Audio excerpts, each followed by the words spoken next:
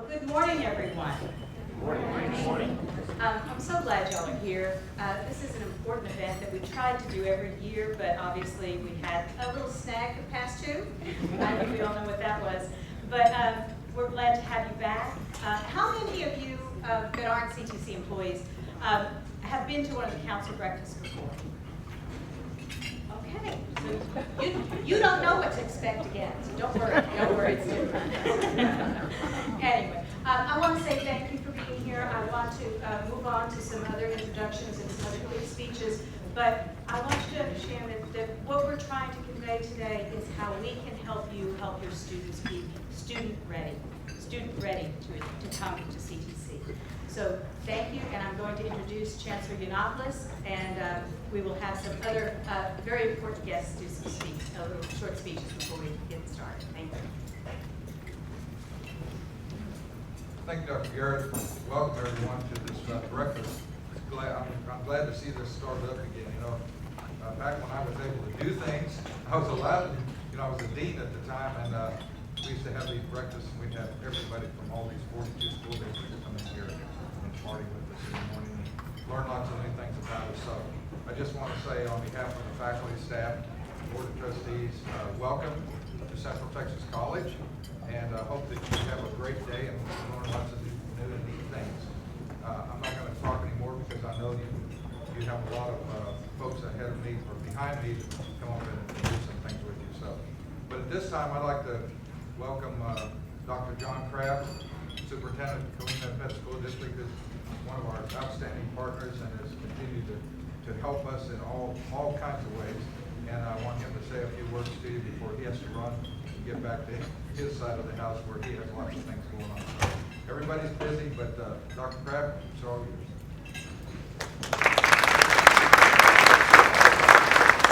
Good morning. Thanks to Chancellor Yiannopoulos, Dr. Garrett. Thank you for hosting this wonderful celebration of our counselors. It's a pleasure to be with you this morning.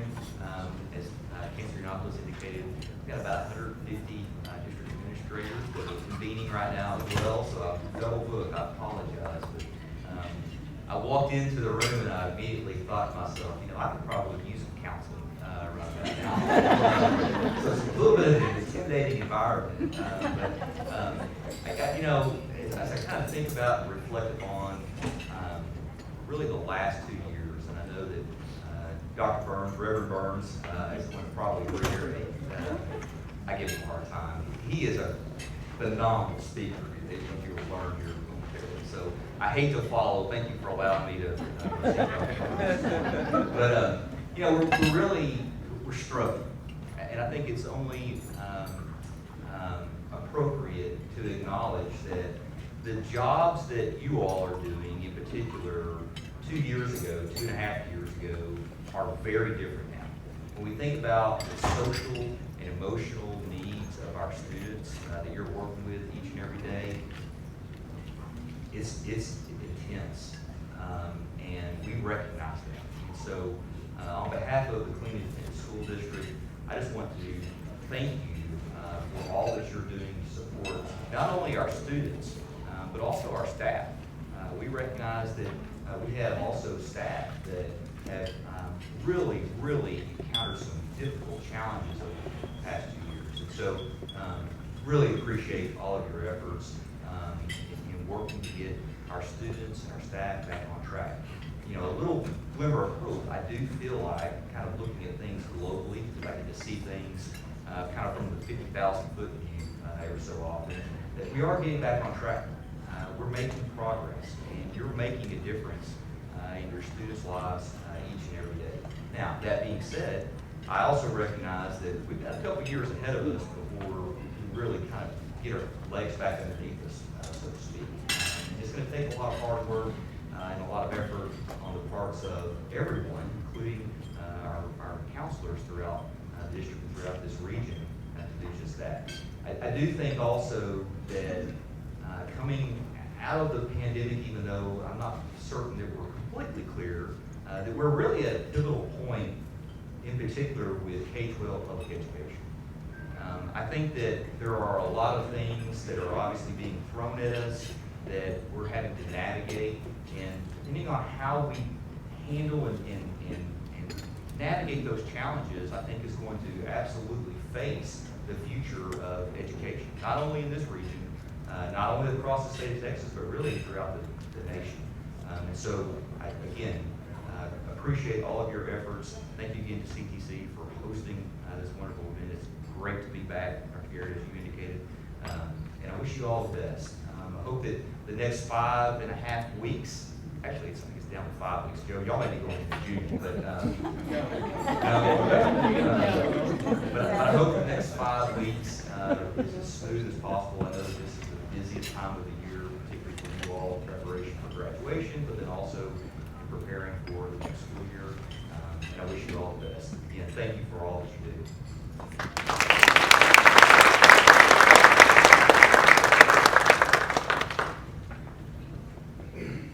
Thank you, Dr. Travis, and you're right, it's always hard to follow Dr. Burns, so we get ahead of him, jump there. But Dr. Burns, Superintendent of the Copperas Cove Independent School District, prior board member of Central Texas College, thank you for those years, sir. And please come forward and share us with a little wisdom.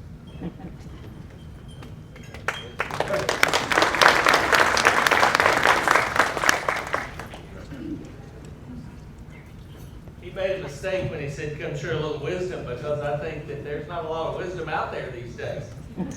Good morning. I want to say how great y'all look. Since we were here last, I think y'all got better looking. I have not, but I want to remind y'all, when we were here 2 years ago, or 3 years ago, I told you we were going to create a hashtag, Be Like John. So I want you to know that I've been working on trying to be like John. I've been trying to lose weight and everything. One thing I haven't been able to do is lose my hair. And as soon as I learn how to do that, I'm going to be like John. But we do appreciate you. I want to reiterate what Dr. Kraft has said. We are great friends and wonderful partners with CTC. Chancellor Yiannopoulos, Dr. Garrett, Dr. Ady, all the folks from CTC that are here today. So thank you for the work that you do and you've done in helping our kids and doing all that. I see our friends from CIS back there, Mr. Mike Luis. So, hey, we thank you for just being there. But counselors, I want to speak to you for just a minute. I want to say thank you for really being the person in the gap, for being the ones who stepped in when others were stepping out, for being the ones who ran to the fire and not away from the fire, because you really wanted to make a positive difference for kids. I was thinking about what I would say this morning, and I was driving yesterday evening late, and I got to thinking about the book of Esther, the story of Queen Esther, and how taken from a position of just a normal human being, a regular person, put into a position where she had the ear of the king, and ended up saving her whole nation, for all of her people.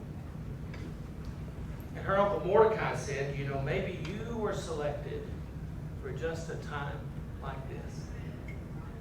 So have you thought about that? As a counselor, all the things that you do every day, all the little errands and all the little tasks and all the big tasks and all the stuff you have to put up from school administrators and teachers and everything else, have you ever thought about these last 2 or 2.5 years that maybe that was your place to be for just a time like this? You're kind of the fabric that held us together, that made a difference for our kids and staff. Never have we been attacked on every front, and when I say attacked, just compelled to support each other. We had kids who we didn't get to see. We couldn't put our arms around them and hug them, and we worried about them because of abuse and neglect. We know that our kids come to school and they at least get 2 hot meals a day. And when they go home on weekends, we send backpacks like lots of schools do, because we want to make sure that our kids eat, because little minds don't run when little bodies don't work. And we anguished over that. I can tell you the folks in Copperas Cove, and I know the others are in this room, came to us with solutions, said, hey, let's reach out, let's find a way, let's make a difference for these kids today. And then they came back to school, they came back to an environment where there's some structure, where there's some things we're asking them to do. That may not have been the case when they were at home. We had little kids, 7 years old, babysitting themselves because mom and dad had to go to work. Or better yet, they were sitting with a sibling who wasn't even out of diapers. and taking care of their own family. And yet you found a way to make that work. You stood in the gap, and you made a difference for our kids. So you're to be celebrated for the wonderful work that you've done. You're to be cheered for your efforts, for your advocacy, and for your intents. And folks, I can't think of a better group of folks to stand in the gap with than you.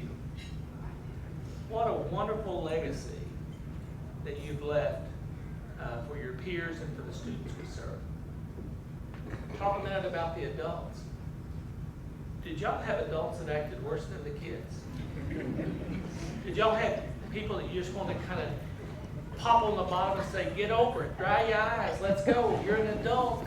You need to kind of be making adult decisions.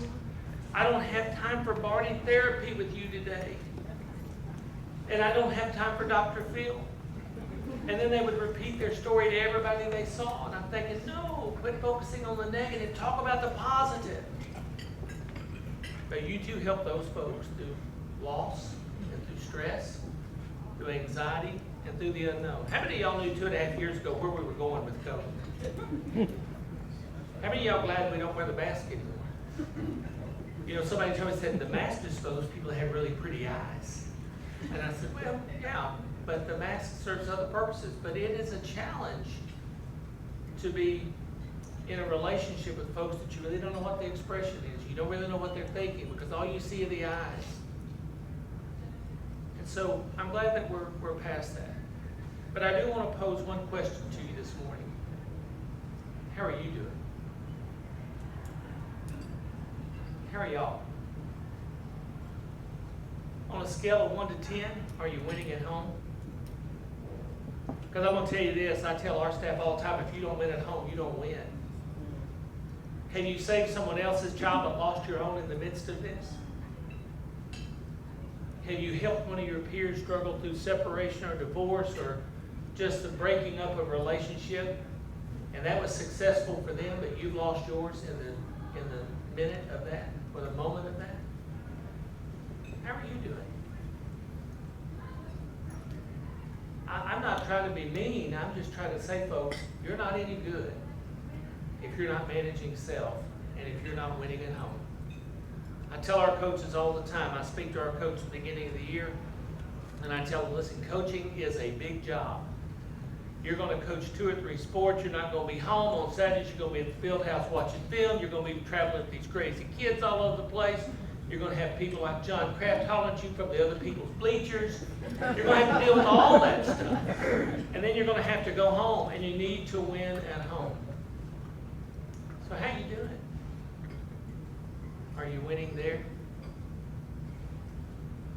Do people know how much you care about them? Let me share something with you. When I was a new superintendent many years ago, I went home and I'd had a particularly tough day. My wife was home as a stay-at-home mom. We had 3 little boys that none of them were in school yet. And man, I was just unloading how tough that day was, how crazy these people were, and I can't believe people would do this. So my wife and I have a habit of when we go to bed at night, we have pillow talk. We just kind of walk through the day. And so I was still on my high horse, ranting and raving about how bad things were. My wife rolled over and looked at me and she said, Jill, let me say something to you. I said, what's that? She said, I'm not one of your employees. I really don't care what your day went like. I've changed 102 diapers, cleaned up puke and spit up. Yes, they took Crayolas to the walls in the hallway. They shaved the cat today. So don't tell me how bad your days were. Sometimes we get so focused on us and the things that we do that we really don't help coddle, cuddle, and feed those that mean the very most to us. Sometimes we take them for granted.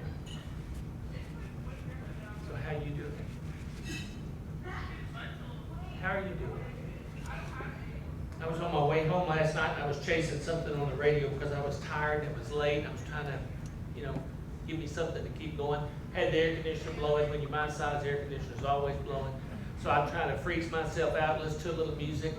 And I come across the only radio station that exists in between here and East Texas, and it's a little country and western station out of Crockett, Texas, called Home of the Oldies, KIDY. I heard that about 700 times. And so as I was driving, I hear this song come on, and I am not a person who loves one type of music over the other. I like all music. But Garth Brooks came on, and I just know that he divorced his first wife, married Trisha Yearwood, something like that, I don't know. But he comes on, and the song that he sings is Tomorrow Never Comes. How many of you know that song?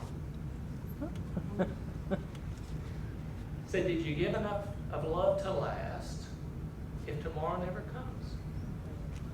How many of you are guaranteed tomorrow? How many of you are guaranteed this afternoon? We were sitting in a room just like this when I was a brand new teacher, and one of the teachers, my fellow teachers, was seated at a table with us. She collapsed to the floor, and we began to administer CPR. We found out she died about 5 minutes later. Massive heart attack. We're not guaranteed tomorrow, folks. So have you given those that you care about the most, as Garth Brooks would say, enough love to last so they would know that you really cared about them if tomorrow never comes? I want to share with you, that's really my dilemma. Superintendent's a taxing job. I cannot imagine what Dr. Kraft has to deal with in Killeen ISD, but he's on my prayer list. I can't imagine what any one of you face and struggle with in a given day. But I pray for educators and counselors and people who are making a difference in the lives of kids every day. But do the people who are most important to you know how much you love them? When I left the house this morning, I wrote with my wife's lipstick. Now, she'll fuss at me today because I don't know how much lipstick costs. I wrote in the bathroom mirror because she wasn't out of bed. I love you. Have a great day. I don't want the people that I'm closest to not know that I care about them. And saving someone else's child while losing mine is not victory, folks. Saving someone else's relationship whenever mine crumbles and fails is not victory. If you're best friends at school and not at home, you have got an emphasis in the wrong place. If you spend more money selecting gifts for your peers than you do for your family, then your priorities are not in the right place. If you worry more about what you're going to wear to school or to work than you do whenever you and your spouse, significant other, or children enjoy life, then folks, your priorities are in the wrong place. I say that, and that's a direction that's directed at me as well. COVID's been tough. There have been more than once when I thought, Lord, how many years do I have? Am I eligible? And if I went home, could my wife stand it? Or could I stand it? Because she would have a honey-do list. But the real thing is, we all need to evaluate the work that we do. And I congratulate you for the wonderful work you do with kids and with staff. But are you winning at home? If you're not, it's time to check your strategy. Time to reevaluate priorities. As I tell folks, when I used to be a principal, we'd have teachers go and say, ooh, Dr. Burns, I need a day off. Okay. Is it all right if I take a day off? Sure. You're sure it's okay if I take a day off? Yes, the school will not collapse if you're not here. We'll put a sub in your classroom. In COVID, maybe no sub. But we'll have someone. We'll have someone watching from afar. But you know what? If you need a day, you need a day. You need time. When you retire, when you leave this profession, when you get driven out, when you opt out, when you decide to retire, you need to have something to go home to. You need to have someone to go home to. So just as though I said you could be Esther's, you're set aside for a time like this. You also need to think of that on a microscopic scale with your family. Y'all are always sweet to let me babble on up here for a little bit. And I apologize for taking your time this morning, but I just think it's critically important that we not just readjust to the new norm, but we reconnect with family who's been stressed and strained just like we have. There's probably people sitting in this room that lost loved ones through all this COVID mess. I had a sister that died about 3 weeks ago. We couldn't even go see her because of COVID. No brain activity for 27 days. And they finally asked the family to disconnect her.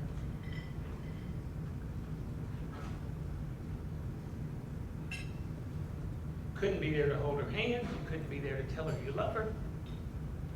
Couldn't be there for any of that. Don't let that be your case. Live your life full. Live your life empowered. You live your life without regrets. But don't ever live your life without letting those that you love the most know where they rate in your life.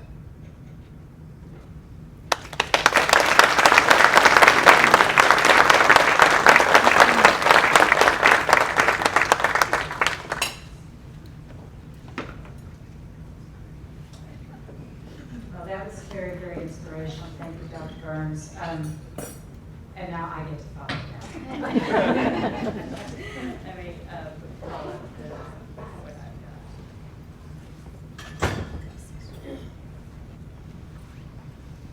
got. So, why CTC? Again, like I said earlier, we're here to help you help your students. And it's very important to us that we share what we can help your students with and what we can help you do. When you think about why CTC, you know, we are your community college. We are who your students should and we hope will be the first choice for them. But we know we have students that go off to university. We know students that go straight to work. We have those. We know students that are floundering and don't know what they want to do. But why CTC? Because we can handle anybody. We have programs that for anybody in this community or outside of the community. We're worldwide. We've got non-credit programs, credit programs, things all over in our campus here that will support and bring students together, enrich their lives. So I'm going to back up a little bit. You guys probably did a lot to try to get your students what we call college ready. You know, there's the TSI, there's all the exemptions, there's all these things that you're working to get your students college ready. And that is a label that a student gets if they're college ready. They get a label that says college ready. But are they really college ready? Think about that. But we don't care. We want student ready. We want people that just want to come learn. We want your students that want to expand their horizons, want to get a better job, want to explore life more. We want all of your students, as long as they're student ready. We can handle getting them college ready, but we want them. And we want to help you get them student ready by sharing what CTC does, what CTC can do for your students.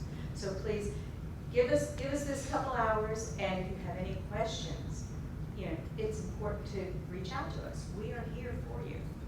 Now, I'm sure you've been reading what I'm saying. We can be their backup. They go off to university, and a lot of them might not quite make it. And we can be their backup. We can supplement before they go off in the fall. We've got this whole summer months. We can get some of their core classes knocked out of the way. Again, we specialize in the underprepared. We know how to get them ready. Just send them to us. We're a great transition school. But at the same time, we're a great school for workforce initiatives. We can train students to get a job. We support reskilling, coming back. We don't turn you away. Come back. We'll teach you what you want to know. We're just a big, good solution to life changes. Life changes and you need to seek something else out, CTC is here to help you. You can live on campus. We have tons of student support. We're the most cost-effective school in the area. Our degree pathways, and you'll hear some from our guests from Texas A&M, are incredible. We have articulations agreements with probably 50 schools that students come here, they begin their educational career, and then they move on. Again, I mentioned summer classes and makeup work from university. We have students that come back to us and they didn't do so well in their English class or something. They come back and they take classes from us. But sharing that, helping their students know that we are here for them no matter what they need is important. So the state has metrics out there, and about 50%, a little bit lower right now in the past year, of students in Texas go to college. They're found, I should say. And so,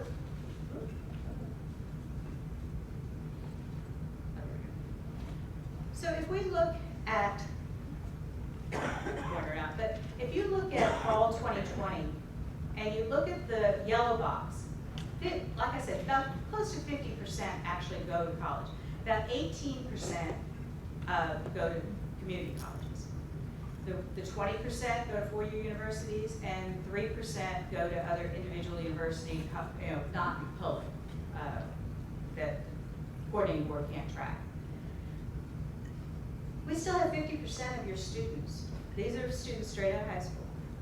We still have 50% of the students that could be student ready and come to us. And that's what I'm hoping to push this next year, is to help your students find us. Now, I'm going to give you some data and about your individual school districts right now. And I'm glad Dr. Burns, Dr. Bradley. But why is this noise? Okay. So, Killeen ISD, about 33% of your students are found at a college somewhere. As you can see, Copperas Cove, about 29.7% of your students are found at a college somewhere.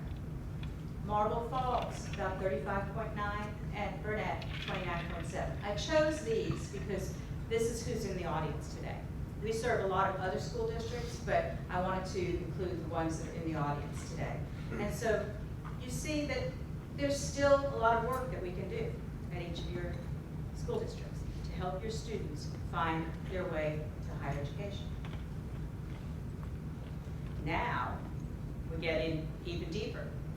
At KISD, Ellison, about 33.8%, Parker Heights, 39.3%, Killeen, 19.1%, Early College High School, 59.6%, Pathways, 0.07%, and Shoemaker, 29.6%. Those are the students that are found by the Texas Higher Education Coordinating Board enrolled in college, some sort of college, 2-year, 4-year, private, whatever they can find. More work to be done, right? Copperas Cove, about 32.4% from the high school and 0.07% Crossroads. So we're not quite, let me just keep going for the other ones first. Marble Falls, about 40.8% of their high school, 0.09% for Falls Career High School. At Burnett, 35 and 0.07%. So all of the school districts are fairly close. They're fairly close in the range of the number of students that come to a college of some sort for higher education. But that leaves still a lot of work to do. And the Central Texas area then, these school districts, we're below the state. So again, we've got more work we can do. And I'm hoping that today's presentation from the staff here at CTC and the big panel that we have to answer your questions will help you help your students and help you reach out to us to get with your students and help them seek higher education. So now who do we have? Who's next? Is it Eva? Yes.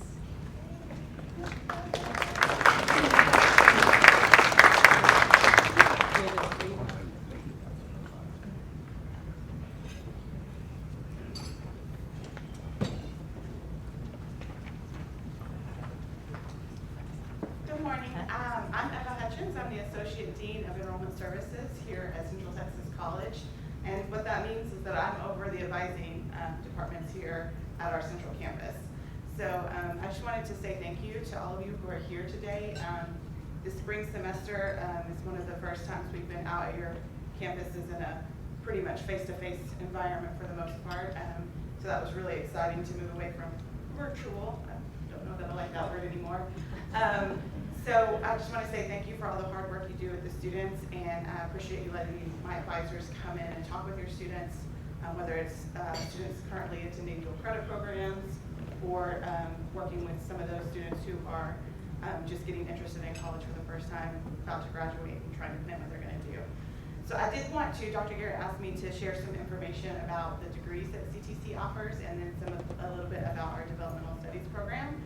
So go ahead and start it here. So we do have our Associate of Applied Science program. So I just wanted to share some information that you'll find on our website and our catalog, but I kind of put it together for you guys. As Dr. Garrett mentioned, we're here to help your students figure out what they want to do, and it could be just trying to figure out what program here that we can put you into the workforce. So some of those technical programs. So if you're not familiar with that, it is an associate degree, so it's 60 credits. A minimum of 15 semester hours will be from the core education, so those general education classes and English and so on.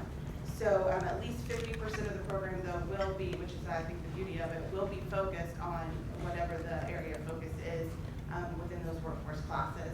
So you've got quite a bit of good instruction that is going to prepare you and make you ready for that transition into the workforce. And I like to mention this, we've got our four-year partner over here. And so I know that the trend now going forward, it has been with our BAAS programs at the four-year partners. And so a lot of students will ask, what is this going to do for me? Can I transfer these courses? And with the upward trend in more and more of those Bachelor of Applied Arts and Science programs, we can talk with students and advise them that the Associate of Applied Science programs, you can start that with CTC, you may get a job, but later on you may go on and transfer that over into a four-year program. We do have also our Certificate of Completions, which tie closely to the Associate of Applied Science. These are all geared toward transfer into those programs at the AAS level. The level 1 certificates, which a lot of students will ask, what the difference between these two is. Those are our really short-term programs. They're between 15 and 42 credits, semester hours. And the beauty of those is they do not require you to be college ready. You can start those whether you come out of high school college ready or not, because they don't require the TSI to start them. Level 2 certificates have a little bit more instruction and possibly some of those general core classes tied to them, depending on the content area, and those do require the TSI.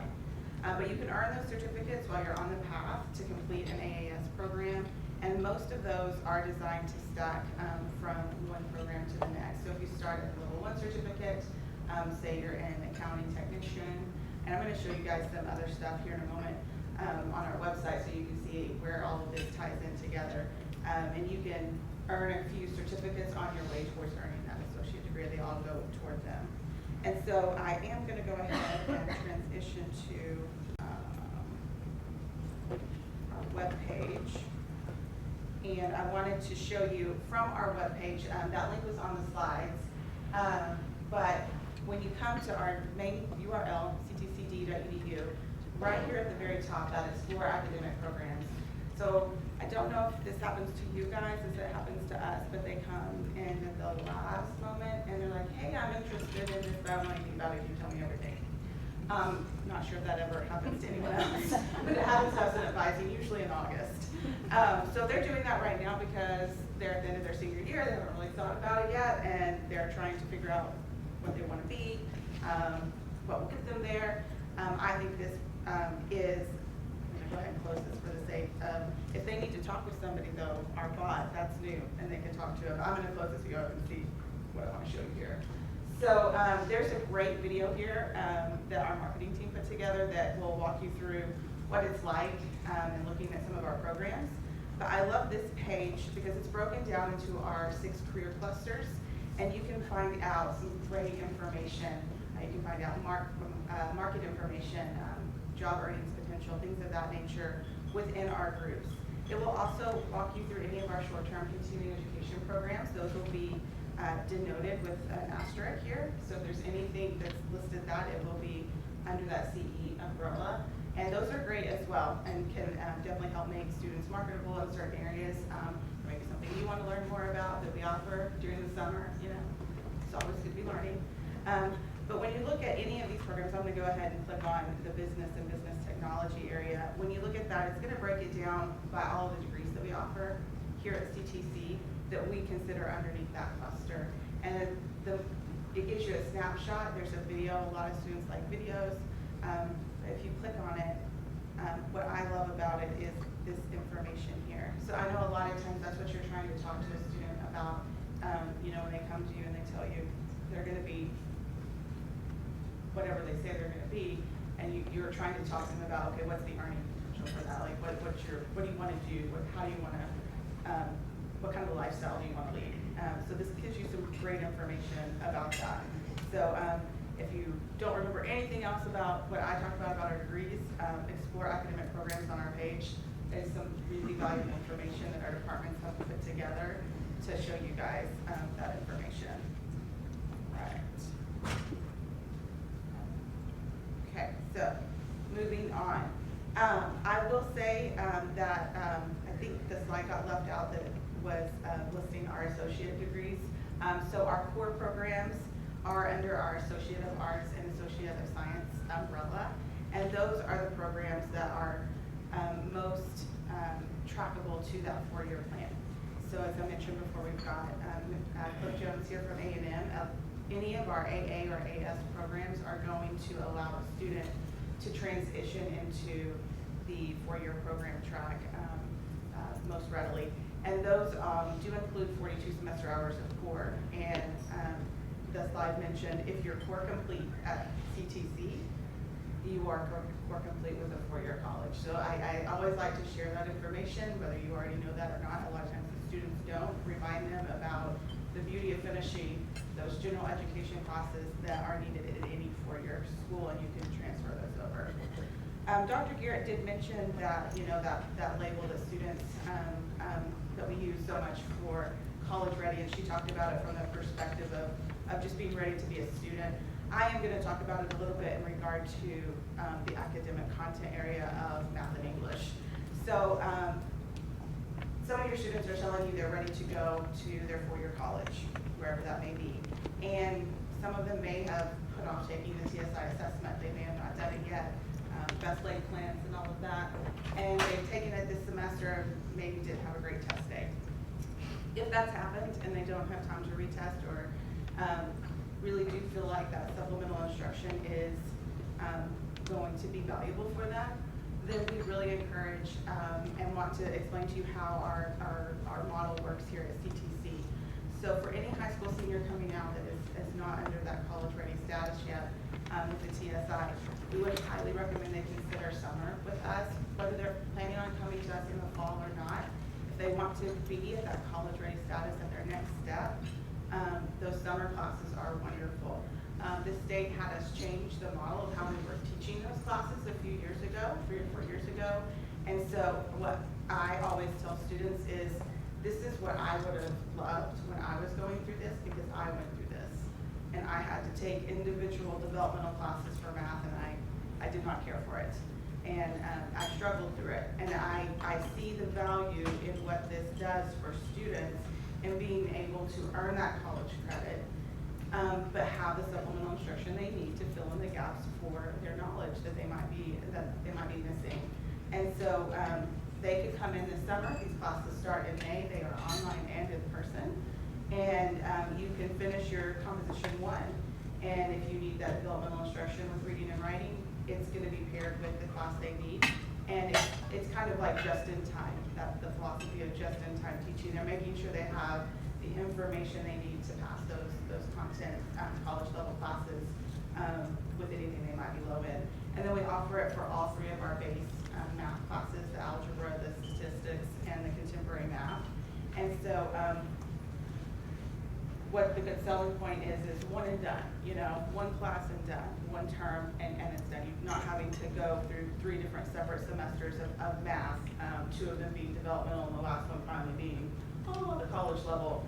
So we want to make sure you guys know about that. If you have any questions, I'll be at the panel as well as around this morning if you have any questions about what that's like. But again, no matter where you're going in the fall, having that part done in the summer, we really see the value in that. So I wanted to focus that. And do you want me to? Sure, can you introduce Pearl? Absolutely. Next is Pearl, our Director of Financial Aid. And is that Brett?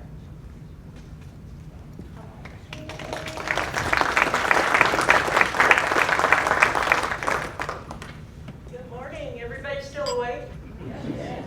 Had a lot to eat. It was really good. Thank you all very much for coming out today. We're so happy to have you here.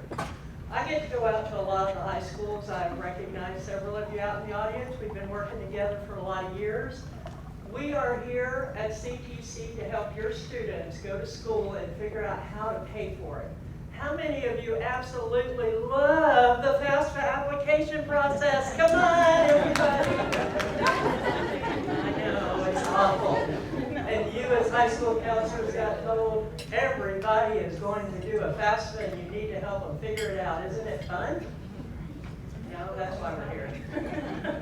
We've got an awesome staff in the financial aid office that get together and help students. We come out to your schools, we talk to you, we try to help you finish this wonderful process.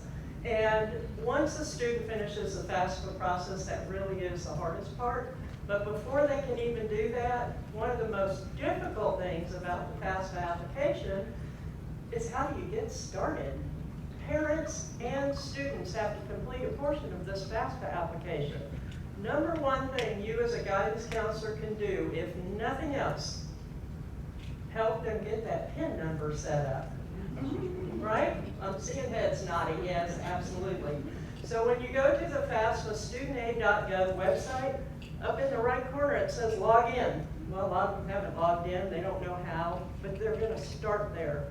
And that is going to help a parent get a signature and a student be able to sign. So when it says sign electronically, they all go, how do you do that? You use that PIN number to sign, or that ID number as they call it now.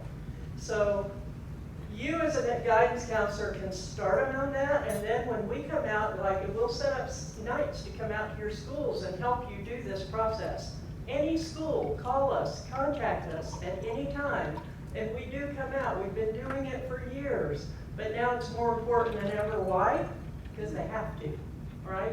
So a lot of you are frustrated, or even if you want me to come out and talk to you as an individual guidance counselor and help you get to that point where you're more comfortable with it, then you can talk to your students a lot more comfortably. In our financial aid office, we've had a major change in personnel that many of you may recognize the name Annabelle Smith. She was with us for over 40 years. If you didn't meet her, you at least talked to her, you sent her emails, you sent her scholarships, you talked to her at some point. But we have an awesome new Associate Dean of Financial Aid and Student Services. I'd like to introduce Ms. Lucette Brett, if you would please stand up and wave for her. And we also have a new scholarship partner in our foundation office, and she's an amazing lady that I've had a chance to already start working with. Valerie Payson, would you please stand up and let everyone know? So, we're your money team. Somehow, some way, we're going to help you figure out how to get your students through this FAFSA process so that you don't have to struggle with it as hard as they do, or as hard as we do sometimes. And I don't think a lot of times people understand the parent aspect of it, or there's so many variables. What if there is no parent in the household? And some of you deal with McKinney-Vento students that need help. What do you do with them? How do you help them? Number one thing you as a guidance counselor in a high school can do for those students is write it in a letter form. Send them to their college with the information that you were aware that they were under this program and that they can help the colleges get those students in with as little trouble as possible. That is the number one reason that I will look at a student and say, okay, you don't need parent information. I have this letter from your high school counselor that let us know you're already having some struggles. So understanding that, knowing that that option is out there, it carries it over. We also have students that struggle because of disabilities. We're going to talk about some of that stuff today too, and that's a lot of the things that you all as high school counselors already deal with. One of the big differences is at our level, we can't ask a student if they have a disability. They have to self-identify. So you have to help that student understand when they go to the college, if they need extra help for any reason for a disability, they need to identify that up front. And that way, we have a whole barrage of help we can offer those students, but we have to know that they need that help. Sometimes they're single parent households, but parents are separated. Parents are divorced, they're living with a new spouse, or they have a new partner. It's a whole different world from where I was when I graduated Copperas Cove High School in 1980. Life has changed tremendously since then, and you all are the ones that deal with those life changes every single day. I promise you, in the financial aid office, our advisors deal with the same things. We hear every story you can imagine, every variable in everybody's household. And you can certainly send them to us because we do truly understand what you all do every day. So I am going to be on the panel today. I could talk about financial aid for hours, but I'm not allowed to do that today. So I just wanted to say hello, good morning. We're thrilled to have you here, and I please hope you'll write my name down if nothing else, my phone number, and please call us. That's why we're here. We're here to help you no matter what you need help with. And we do hope to get out more and more now that some of the restrictions have been lifted, get back into the high schools like we've done in the past, and reach out to your students and help you in any way we can. So our next speaker today is Ms. Amy Williams, and she will talk to you all about our admissions process. Thank you all very much.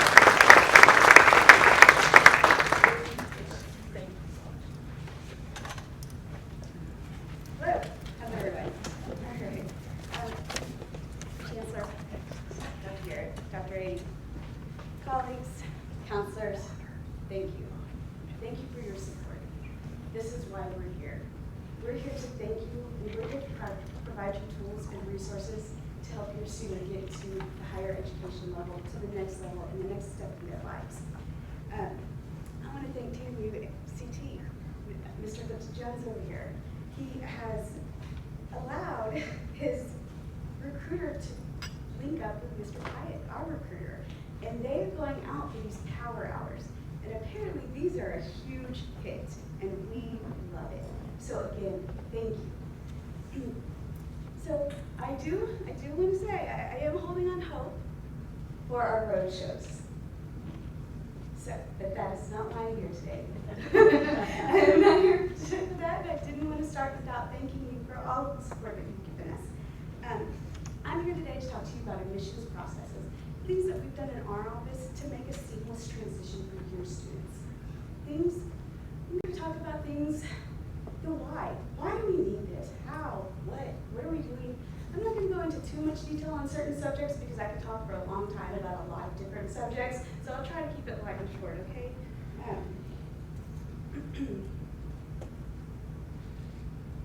Getting started. First, we need to apply for admissions, right? So there's two different ways we can go about that. You can either go online to our website, ctcd.edu. There's a big red apply now button. You can do that one. Or we can do the Apply Texas application. That one works as well. The next step is going to be explore for ways to pay for your college. Funding, like Ms. Pearl said, financial aid, VA, scholarships, self-pay. You've really got to secure that funding. Then that next step, let's determine those TSI needs. Does your student need to test? That's a tricky one, and I know that TSI is kind of, it's been a little bit messy for the past couple of years, but know that we are here to support you. Any questions that you have, my office, Eva's office, we can help you. We can guide you through those transcripts. If those aren't coming out correctly, let us know. We can help you. We can adjust those, okay? The next step, speak with an academic advisor. Now, this is no longer a requirement, but it is definitely recommended, especially for your graduating seniors. those students that they need that initial advising session to really set them straight. And then guess what? We can plan their entire time here. So with that student planning tool, we can say, okay, what do you think you can take? Here's your first 4 classes. Okay, next semester, let's see if we can do 5. And we can plan it. And so the student has an idea of their journey. The next, register and pay for your classes. Obviously, we need to register. We've planned them. Let's go ahead and register and pay for them. We definitely want to pay. That's what our funding is, because we don't want to get dropped, right? So, sounds easy, right? Sounds good? Everyone feels good? I'm good? Okay. Actually, I'm going to get into more of it. All right. So, apply or reapply. Who needs to apply? Obviously, any new student. An ECHS student, STEM, dual credit, your early admissions, dual enrollment, graduating seniors. Those are all the people that we need an application for. We have to process this application for anyone that is going to take credit-bearing courses. Why credit-bearing courses? Because then we have state requirements. So they have to fill out this application, fill out these fields that we can submit to the state. Reapply. Anyone with an expired application. Applications are only good for 1 year. So if you have a student that never enrolled, or you never enrolled, and you're thinking about going back to college, and you haven't applied in 1 year, then we need you to reapply. If your student was last enrolled spring of 2021, those students need to reapply. Now, I want to talk about the seamless transition that I had mentioned earlier. Right now, we work with the dual credit, Ms. Janelle Dill, I saw her in the audience, public education. And they gave us a list of all of your dual credit students. And I noticed you said Bernadette and Marble Falls is here, so I don't have those dual credits, but I do have all of your KISD, CCISD students. Right now, we are working behind the scenes to transition 459 students into first time in college. We want to make this transition seamless. We want your students to just continue their path. They don't have to do anything. They will always have that same student ID, and they will always have that email. Okay, so we're going to contact them through those avenues. If we need to reach out to them, if we need documents, we will let them know. But again, these dual credit students that are currently enrolled, or that they do not need to reapply. We are doing everything behind the scenes to make it happen, that they will be recorded as first time in college students. Okay, so the next one, core residency questionnaire. So why are you always sending my students core residency questionnaires? I can see it, I can see it. Why? Okay, so let's go over why. The TC code 44052, domicile of a dependent's parents presumed to be the domicile of the dependent unless a person establishes eligibility for resident status. What does that really mean? What it means is home is where your mom is, right? That's what I've always been told. Home is where your mom is. So now, home is where your mom is. These students, they can't domicile on their own. They have to provide that parent information. So the student selected on this application that they have lived in Texas for 36 months and they were here after their high school graduation, and here 12 months before their graduation, they won't get these parent questions. For some reason, because these two questions will give students Texas residency. So if your student skipped that and they said yes to 36 and 12, those are the ones getting your core residency. Now let's go back to establishing residency on their own. So there are these fast trackers, these graduating seniors that will meet the 36 and their parents have never domiciled. Their parents are here on military. Their parents are undocumented. Their parents haven't lived here for the full year. But if these students, maybe they've been here for 36 months, 12 months, they can domicile on their own. In order to initially establish Texas residency, we will have to have that core residency form on file. So again, we will reach out to your students. Affidavit students, those are the House Bill 1403 and Senate Bill 1528 students, the undocumented students, the dreamers. These students, as long as they graduate from a Texas high school and they meet that 3612 rule, they will have to fill out that core because the very last page on that core is the affidavit saying that they will apply to become a permanent resident as soon as they become eligible to apply. We track that in our office. We keep up with that. We are required to keep up with that. We contact them on an annual basis and say, hey, where are you at? Okay, you're still in this stage we're trying to get it. Perfect. Let's keep it rolling, and we're gonna keep checking up on you.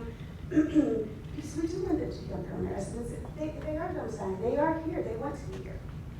So again, core residency is not as scary as it sounds, but there are reasons that we send it. Okay, and I will give you plenty of time at the end to ask me more questions about the core residency, but I just really wanted to explain that this TUC 54052 and 830 is the 36 role. So if these students can meet this on their own, this is when they're going to get that core residency form. The Texas Success Initiative. Raise your hands, who thinks the TSI is confusing? All right. Well, I could probably give about an hour, much longer, on TSI. I don't have that kind of time. So what I want to do is just go over some terms that we throw around here at higher ed. What does it mean to be compliant? Compliant means that they have test scores on file. So your student's compliant, they have test scores on file. Good, they've met the requirement to take college level classes, to take those level 2, to take your associate degree classes. Complete. This goes back to the TSI assessment as well.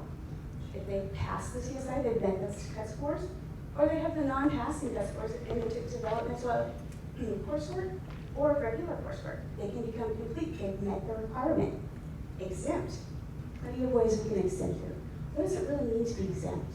It means they are exempt from taking the assessment. They have already proved that they are ready to take college level classes. Waived. What does it mean to be waived? It means they are waived from the assessment. The level 1 certificates, they're non-degree seeking students, those transient students, those students that are here for the summer. They went to UT and now they're back. And so they're saying, I'm not here to get a degree. I'm not here, I'm just gonna take these classes and transfer over. Well, we're not gonna bother them about TSI. We're gonna say, okay, you are a true transient. We've got you here, we've set everything up. We want this to be seamless. We want you to be able to enroll with no barriers. The newest one, College Bridge. College prep isn't new, College Bridge is. We are working behind the scenes to make sure that these students can enroll without any barriers. We're setting up test scores. It is all in the back right now. It's all in the back end. We are setting it up, so it's not going to go, but we're aware. We're trying to make everything work perfectly so we can remove these barriers for your students. The College Bridge is really interesting, and so I'm excited to see this grow. But just to give you a little bit more information on the College Bridge and these college prep, your students, if they take these classes, they have 24 months to enroll in that component area. We have 3 component areas. We have reading, writing, and math. So if they, in their very first semester, they do not enroll in that component area that they took the class, then they are no longer waived. That is the thing about the waiver. The waiver can be taken away. Okay, so they have to meet these certain requirements. And again, I will be here to answer any kinds of questions about waivers. High school college readiness. These are those START, USC, your Algebra 1, and Algebra 2, PSATs plans. These students, we can enroll them. If they have met the requirements, these test scores, they can take these college level courses. And then what happens? Once they complete that college level course under this high school college readiness, then they move to our complete. They've met the Texas Success Initiative. They are ready to enroll in these college level courses to continue their path. Their transcript is going to say TSI complete. Okay. The next step, bacterial meningitis. Any first-time student taking classroom courses is required to submit their vaccination proof. Are there exemptions? Of course there's exemptions. Do we really want to use them? I tell your students, and I don't want to scare them, but it's very true. Bacterial meningitis has a 90% death rate. So this is why we push it. This is why it's a serious thing. This is why it is required. Okay? So we do, again, exemptions, the conscientious, the religious belief, the medical. How do I submit it? How do I get my students' proof to you? We just signed up with, we have a new vendor called MedProctor.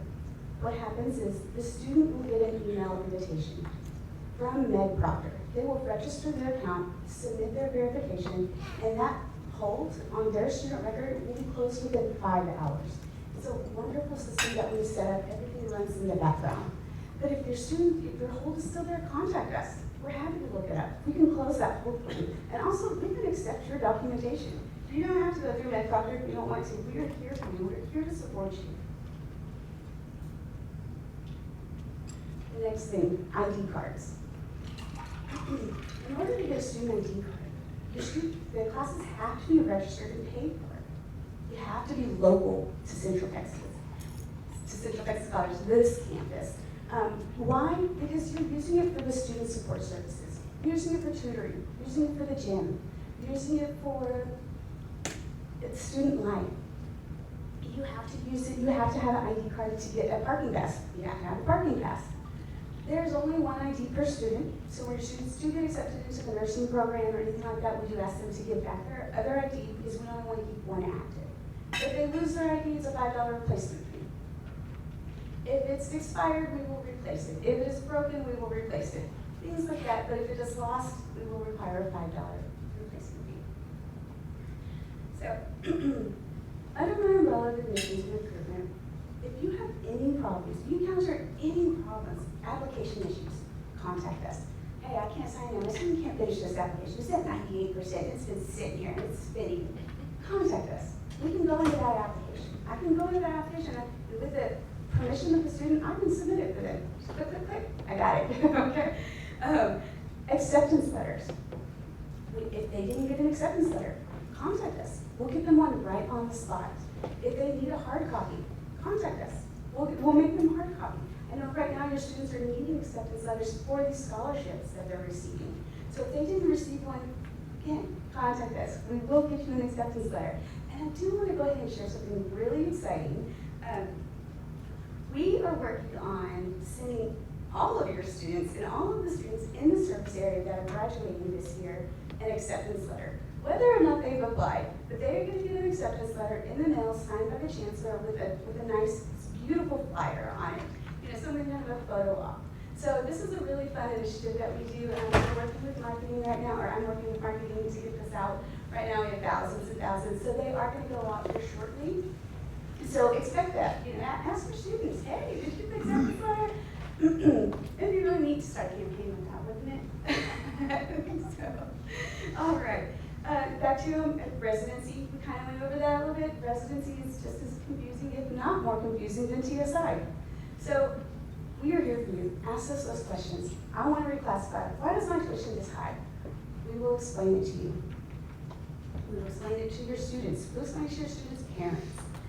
And we will do everything we can to try to get that student to be a Texas resident. We will check every avenue because these students will fight, you know, and if that intent is there, if they are intending to be a Texas resident, then guess what?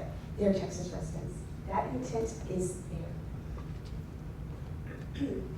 TSI inquiries, again, am I complete? Is my student in? Does my student have to take the test? Why is my student's transcript showing that they're not complete? Contact us. Ms. Joan Kirk is my TSI coordinator, and she'd be happy to help you. ID cards, again, you have any questions about that? Why isn't it printing? What their last name's wrong? This is it showing up. We'll navigate you through that process. Recruiting. Everyone I think knows Jeff. Jeff, please stand. So, Fast Track, Power Hour, events. Thank you so much for contacting us. We really enjoyed being in the field. I have recently got to go back in the field. It was wonderful. I was like, oh, I forgot how exciting this is to talk to all the students and share with them. Oh yeah, you can do this, or no, go do this. Oh, well, we have that. So it's just really fun to get back in the field. So Jeff, I may be joining you more. Anyway. And also, under the admissions umbrella is the Student Support Services Circulation Desk. Why am I mentioning this? One, it's a one-stop shop, and two, that's where your students will go to get their college day form. So if they are attending, if they are coming to CTC for their college day, they will go to the Student Support Services Desk and we will give them that form so they can return it to your campus. Again, any of these areas, contact admissions and recruitment, admissions at CTCD, 526-1696. Of course, my information is at the very beginning. Amy Williams. Okay, we did for 1696. And I just want to end it with a thank you again. Thank you for all that you do. Amy, I got a question. You panel man? No, you didn't say the most important reason I think people need to apply for admissions. Oh, what is it? We can't get your FAFSA until you apply for admissions. That's all I care about, okay? You gotta get the FAFSA. A lot of students really don't understand. They do the FAFSA, they get a congratulations. Woo, you're done. You're not done. Until the school gets your FAFSA, you don't have financial aid, and the only way we can do that is through this admissions process. So we'll be around. Thank you all so much again. Now on to the panel discussion. And our moderator is Bruce Fassbinder, and he will have the questions for the panel. And I've got some microphones here. If you have a specific question, I'll come see you. Okay, first let's go down the row and introduce who's here and what your job title is, so everybody has an idea of who to ask their specific question to. Hi, Amy. Yeah, be sure you turn your mics on. Amy Williams. Director of Admissions and Recruitment. Valerie Payson, Director of College Development and Foundation. Eva Hutchins, Associate Dean, Enrollment Services.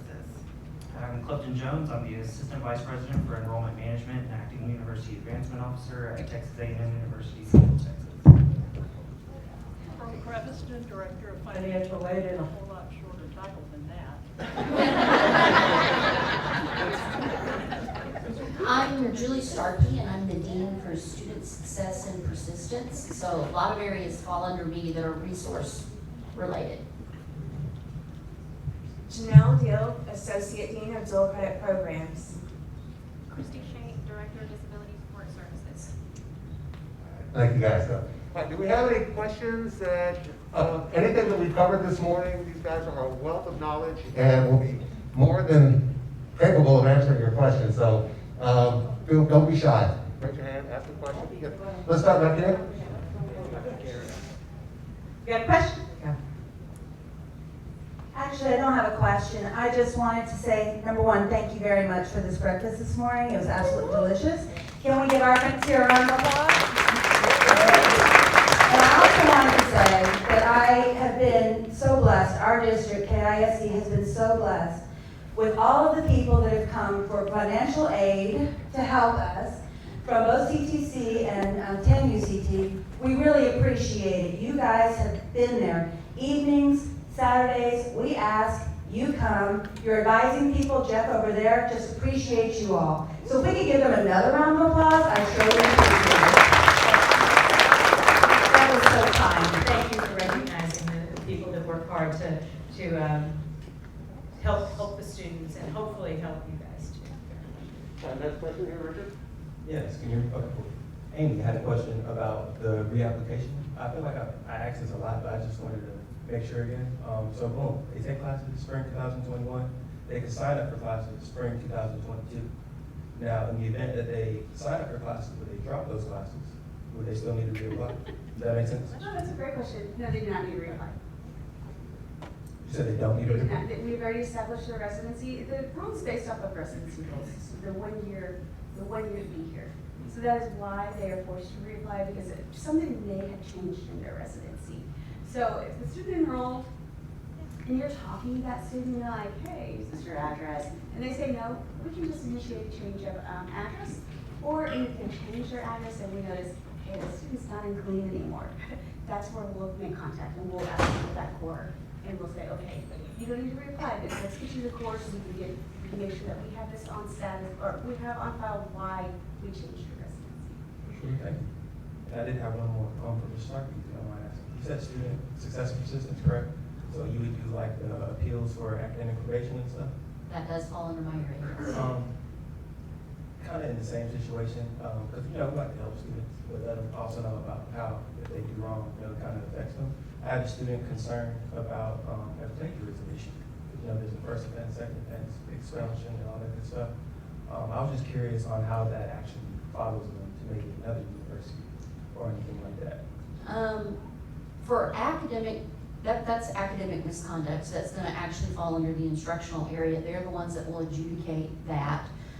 Those records though, depending on what it is, how it can follow a student is, a lot of times as a student is transferring, we get requests and they have to say, are they under any active disciplinary action with the institution, or was there anything that happened? And the student has to sign that form at that institution saying that they give permission for the other institution to, you know, answer that question for the institution in which they're applying.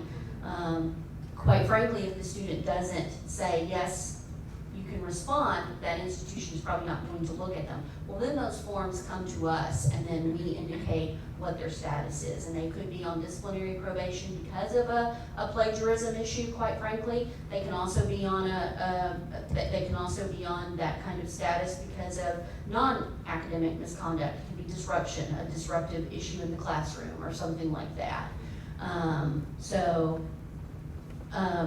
Yes, what we tell students is your records follow you. It's very different than at the high school level.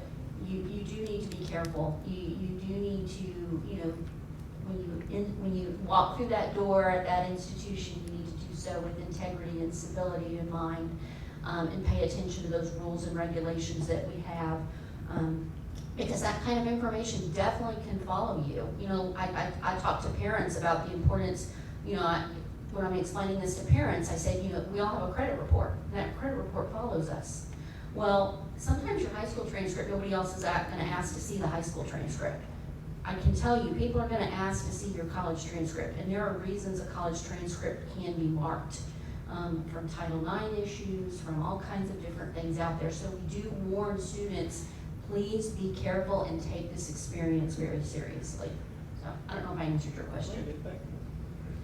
Sorry, if I can tag on to that, just from a four-year institution perspective, we do, as part of the A&M system in particular, do require students to disclose.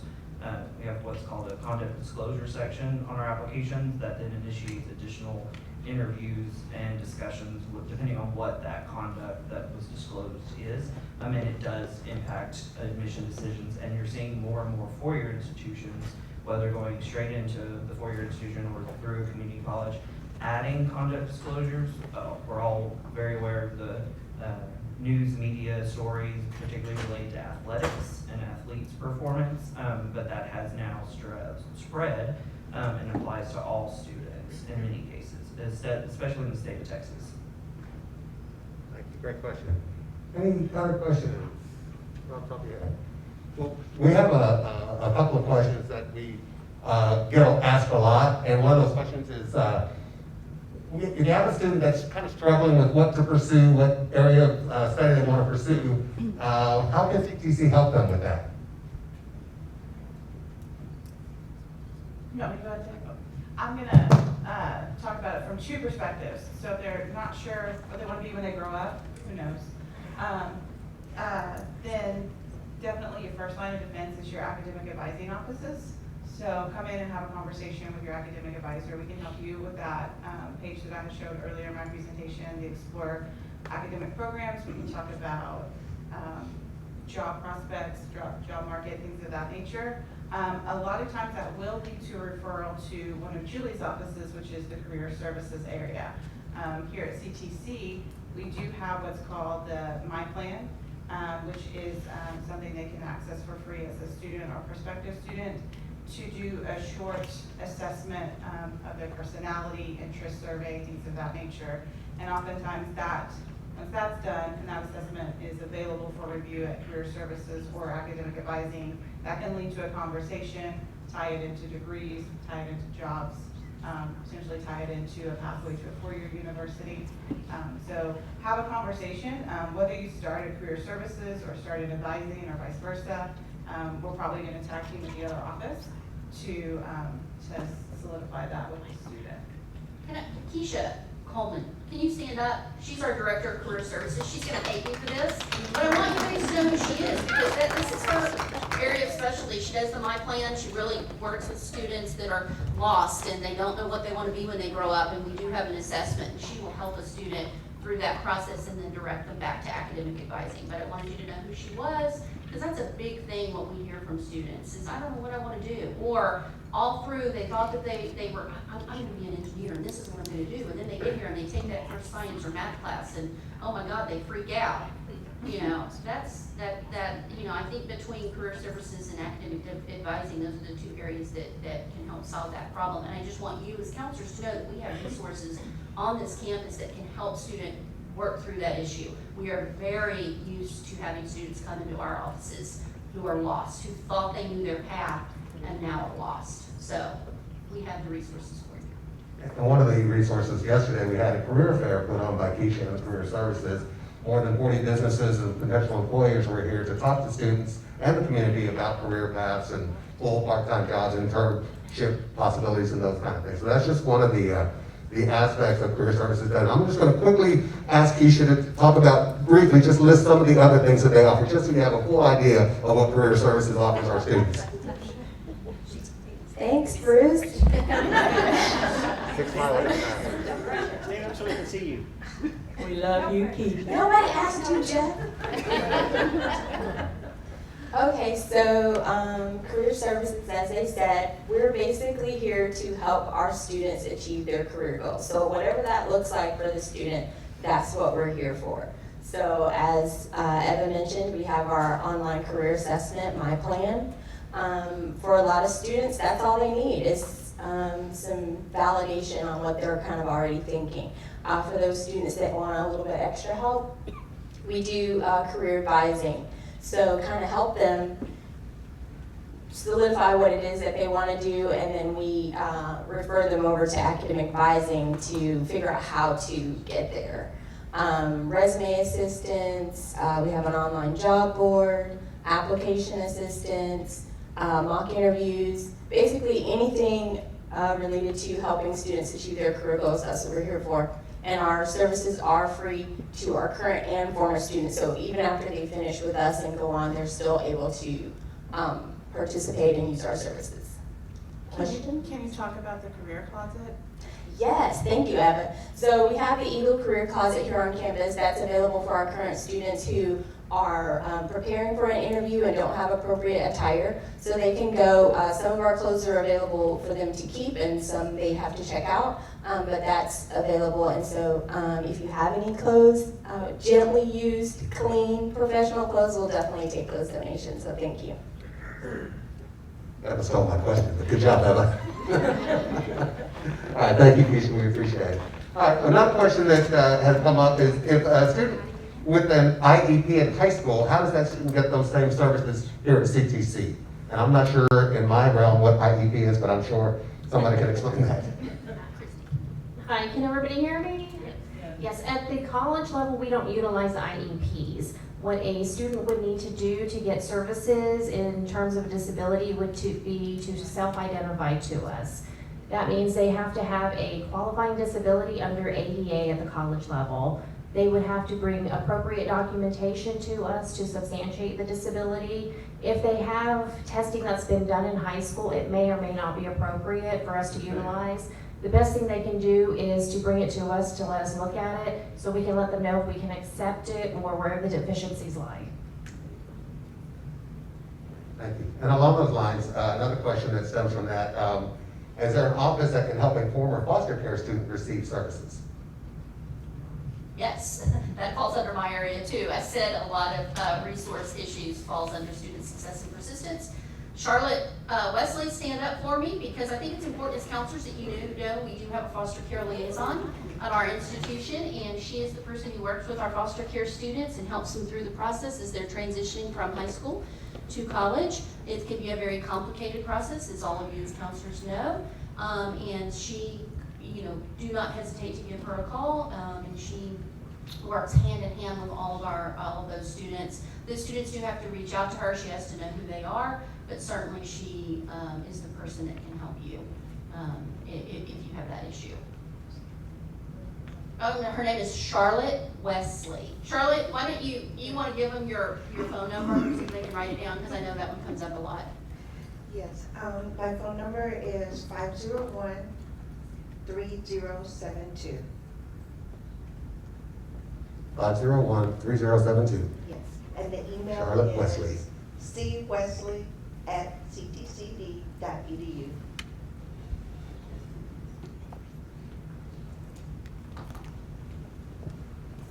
Got a question back here. Mr. Mosley. Could you explain the work study program and if you have I have two questions. If you have a student that doesn't have that, he's working, trying to finish high school, graduate, and then how does he fill out his FAFSA?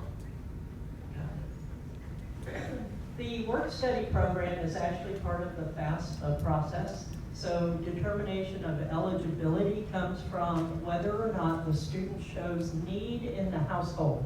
So if you qualify for Pell Grant, you qualify for work study. So that's the simplest answer to that one. If you qualify for loans only, you're not going to be eligible to apply for work study. The work study program itself is amazing. We are in desperate need of work studies right now, even at CTC. And we used the career fair yesterday to get the word out as well. But as a work study, they can work up to 20 hours a week. They get paid, and they don't have to commute from school. They can get their schedules arranged accordingly. So if your schedule in the fall is 8 to 10 in the morning, and then in the spring you're really taking classes from 2 to 4, we work with you. Your department that you sign on will work with you, and we're required to, so it's not even an option. If you have a work study, then you adjust their hours accordingly. It's an awesome program, and they get paid while they're going to school, and they don't have to commute, they don't have to worry about that, and they don't have to worry about their schedule changing.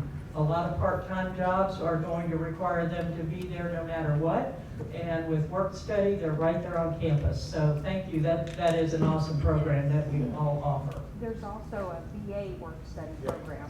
And VA does as well, yes. Yeah, I'm sorry. There's also a VA work study program. It's a different application process through the VA website. Patrice Kennerson is here. Patrice, can you stand up? Give her the. Sure. She's our work study coordinator. Oh, Marcel has.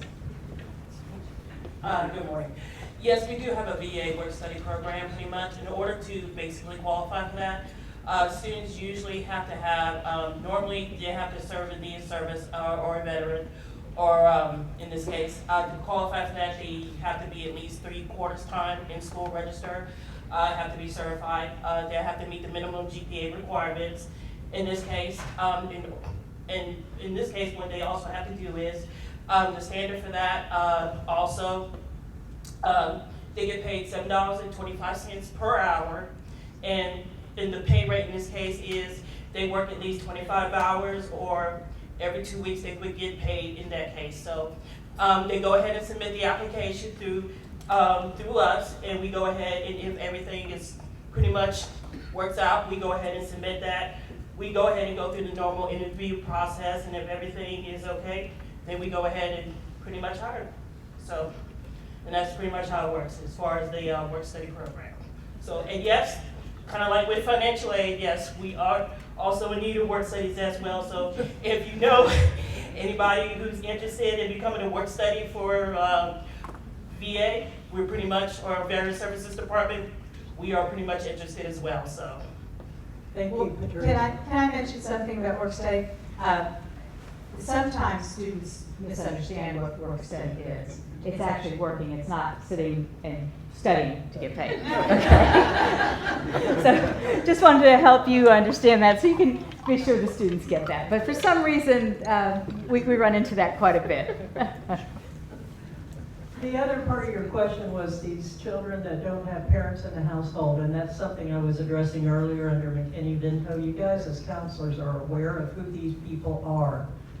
You write a letter for that student to take with them for life. Until they're 24 years old, that question is going to come up. where are your parents, you need to put your parents' information on the FAFSA. With that letter alone, I can qualify them as an independent student and they don't have to provide parent information, okay? And the difference between independent and dependent, a dependent student has to provide parent information until the age of 24. A lot of students move out from mom and dad, not a bad relationship, just mom and dad said, you're 18, go get a job. And they move out of the household, they go get a job, they're working, they're paying their own bills, they're paying their own rent, they're doing everything independently. I understand that, but the law says 24, you have to use parent information. Why don't parents often want to provide that information? Because they earn too much and the students don't qualify for the free Pell Grant. In the event the student is not orphan, ward of the court, or married, or active duty military under the age of 24, they're going to come to us and say, you know, my parents are refusing to give me that information. We get that quite often. We have to tell them, we're very sorry, but the only thing you'll be able to qualify for in that case is an unsubsidized student loan. Subsidized, unsubsidized, the subsidized portion of a loan, the Department of Education pays the interest on that loan while you're a student. Unsubsidized loans, they do not. So it's a great benefit. I always tell them, please try and go back and talk to your parents. And a lot of the times they say, well, my parents are on Social Security disability, they don't file taxes, they can't do the FAFSA. Yes, they can. It's just untaxed income, or it's no income at all. Guess what? That's awesome. You qualify for a full Pell Grant. So if you have parents who, some parents are afraid to turn in their tax information for some reason, but you all as high school counselors are now facing these types of questions every day. You know, you've got to get this FAFSA completed, or the parents have to sign the waiver saying they're not going to do it. But either way, when you have those types of questions, send them to me. You know, just let me know and we will weed through it for you. You don't have to try and be an expert at FAFSA, but if you are, you can come get a job at CTC. Please. As an addendum to what Pearl was saying, so just drive the point home. Pearl, what happens if a student does not fill out that FAFSA? If a student doesn't Or fill out- refuses to complete it? Yeah, if they just don't do it at all, and they come to see what type of financial aid is available, they can still qualify for scholarships, but they have to do that early, right? You all know that. You have scholarship deadlines. We have scholarship deadlines. Every college and university has scholarship deadlines. So you have to be able to know when those deadlines are, complete that paperwork ahead of time. And I can promise you, starting school in the fall is not the time to start trying to apply for aid. I cannot stress that enough. They cannot come in August and expect to have any money available. Right now for the summer term, so for some of you that have seniors graduating this year in the spring, you can let them know there is a $500 scholar grant available under the ARP, American Rescue Plan. We're down to our last stipends of funding, and it's going to be awarded until it's exhausted. But it's $500 if a student will come out to CTC and take at least 3 credit hours. So just wanting to get their feet wet, start in the summer, maybe take a class, there is some funding available for that that is not going to require the FAFSA application. After what date, Dean Welsh? Dean Welsh, is the date for the FAFSA application for no FAFSA? May 2nd. May 2nd. Yes. So after May 2nd, they can use those funds whether they do a FAFSA or not. If they did a FAFSA, of course, they can go ahead and apply now if they're registering for summer classes. But yes, there is help available for any student situation, but sometimes, and I say this every now and then, sometimes the answer is no, there is no help available, and especially if they're coming in at the last minute and there is no scholarship aid, there's no veteran benefit aid from a parent. Sometimes parents don't know they can offer their students VA benefits from their military service. So what they generally will need to do is obtain a letter of eligibility from VA and bring that to the VA office, and that they will help walk them through that process of obtaining VA benefits.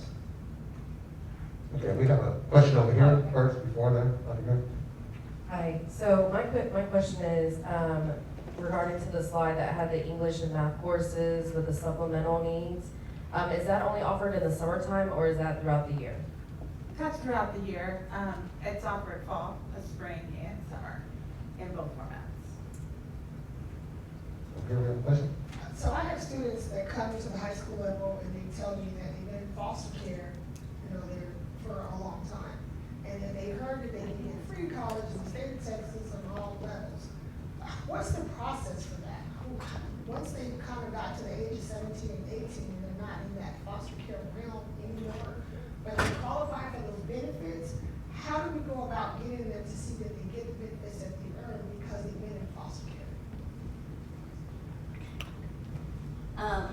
Yeah, it's a very complicated process, and what I would do if you have a student coming to CTC, you're going to refer them to Charlotte Wesley, and Charlotte is going to walk them through that process.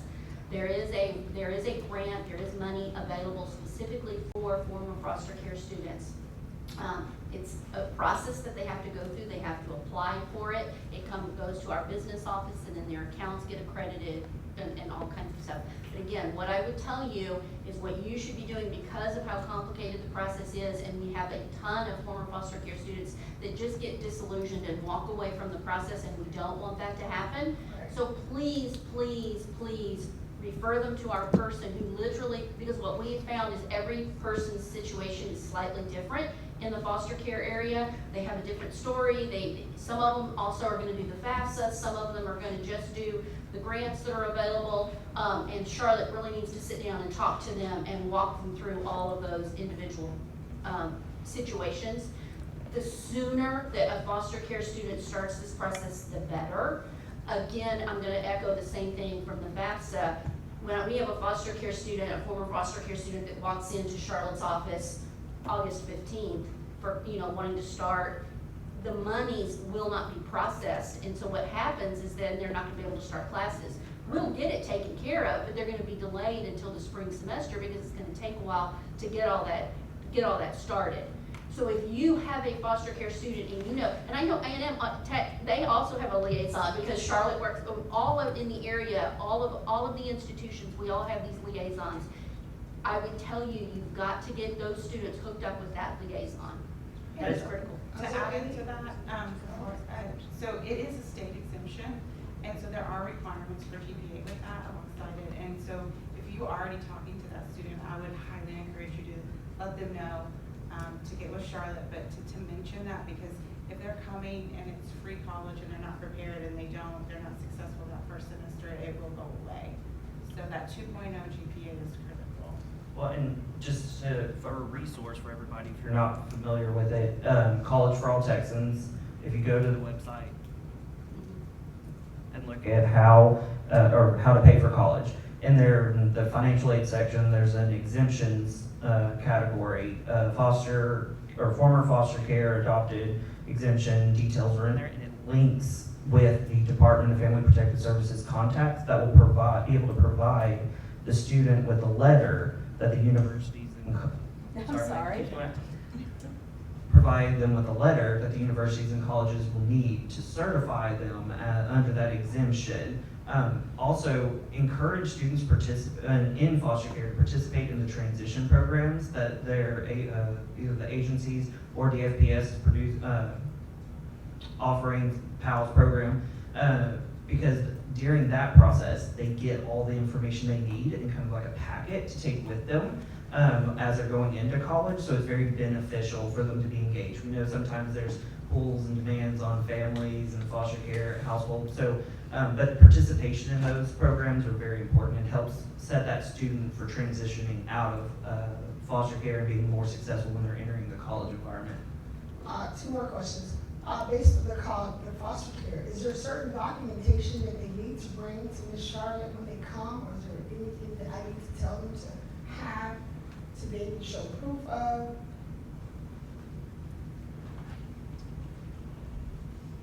Thank you for all of your questions. And again, as Julie said, each situation is different. So I just encourage the students to, whatever you have coming in, from the high school, whatever your situation is, just bring any and everything, and I can help weed out all of the documentary that you don't even have.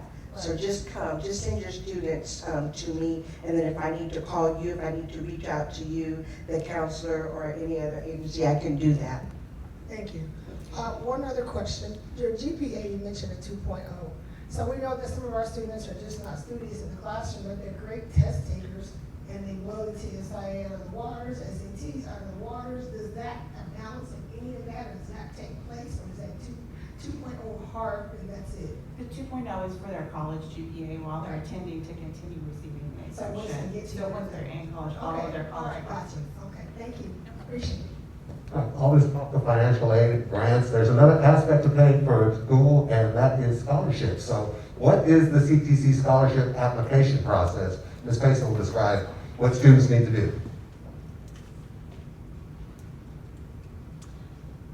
We have amazing scholarship opportunities here at Central Texas College. We have approximately 263 scholarships that are active, and everything is located online. As far as that process, it's the same process that everybody has been discussing. Once they decide that they want to come to CTC, we encourage them to apply. That's the beginning process. And then also complete the FAFSA, as they had discussed earlier, for financial aid. Once that has happened, there is a link on our website that takes you directly to scholarship application. We use a platform called AwardSpring, which has been amazing, and it's very user-friendly for all of our students that we have found this year that use those that scholarship. They would apply starting January 15th, and it closes February 28th. So it is really important to get those applications in so that everybody can start screening them as far as that process. And once they get into the application and they complete it, it kind of screens them and narrows it down to the different opportunities that are available to them. We have scholarships based on finances, we have scholarships based off of academics, and then we have general scholarships for everyone. So that's just based off of our donors and what they wanted to designate for those particular scholarships. But the opportunities are there, and I encourage you to get all of your students to apply for those scholarships and take advantage of that. This year, we had a record number of applicants that did submit, and we are trying to gain more scholarships this year so that we have those opportunities for your students. If you have any questions, or if your students have questions about filling out those applications when the time comes for next year, please give us our office a call and we'll walk you through that, and we're your student through that. And I will also be reaching out to you hopefully next year just to remind you of the different opportunities so that they have that chance to get in on those scholarships. Thank you. Now, our scholarship application is online, is that correct? Correct. Yes, it is Where can they featured find online. You would just go under students, you select scholarships down below. Once you click on there, then you'll see the drop down for the AwardSpring, and then it'll take you directly to the login page. And they, like I stated before, they do have to be a student of Central Texas College, because they'll use their email address that's been assigned to them to be able to go in and do that process.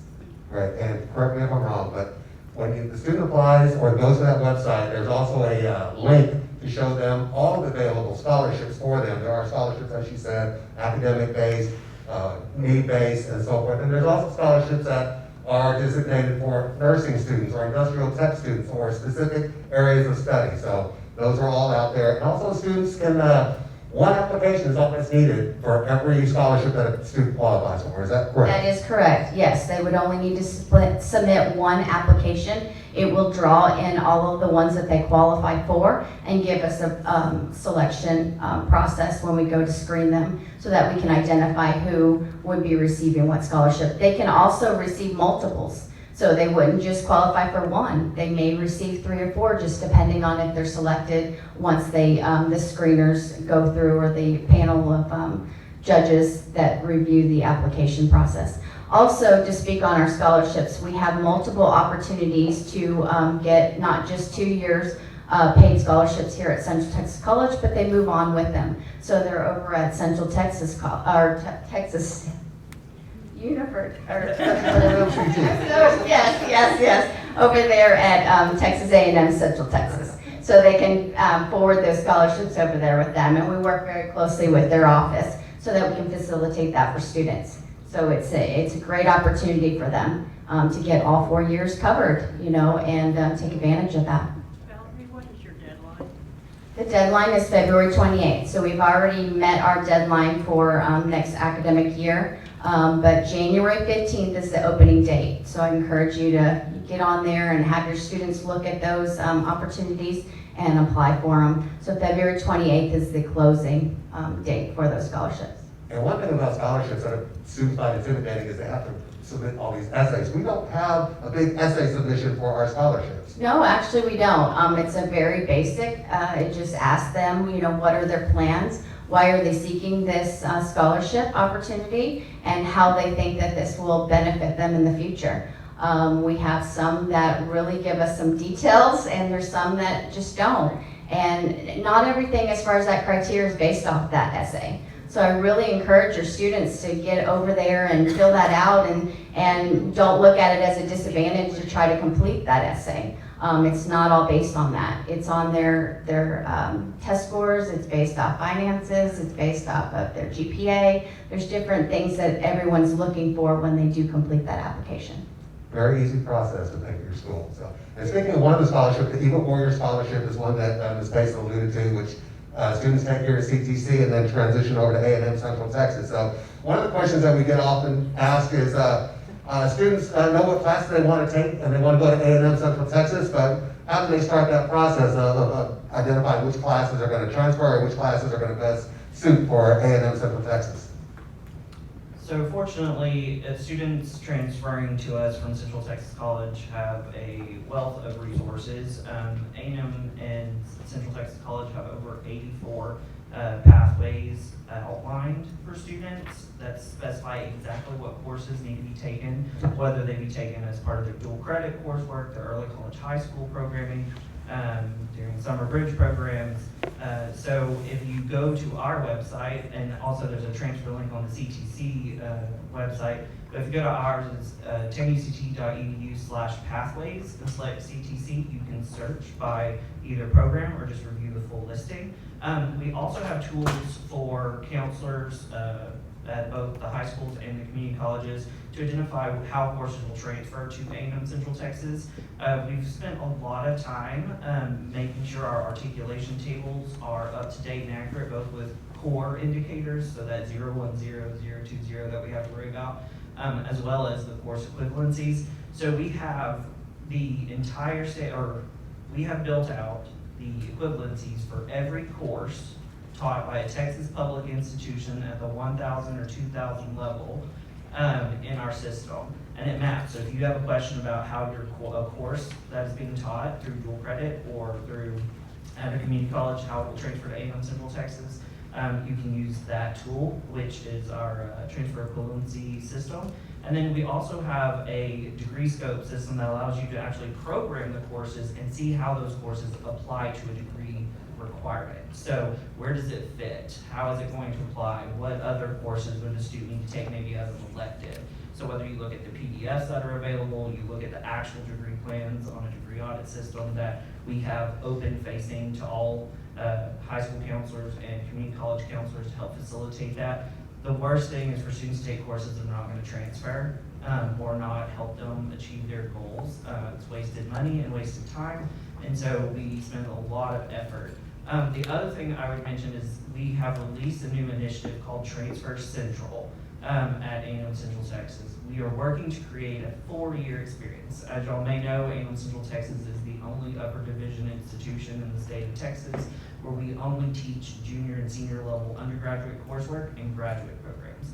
Our goal is not to compete with the quality education our community colleges are providing our students, and so we want to build upon that experience. But we all know that student engagement is critical to student success, and so Transfer Central allows a dual credit student or someone who has begun college coursework, whether it's in high school or whether it's at a community college, to join and say, hey, I have interest and desire to complete a 4-year degree with A&M Central Texas.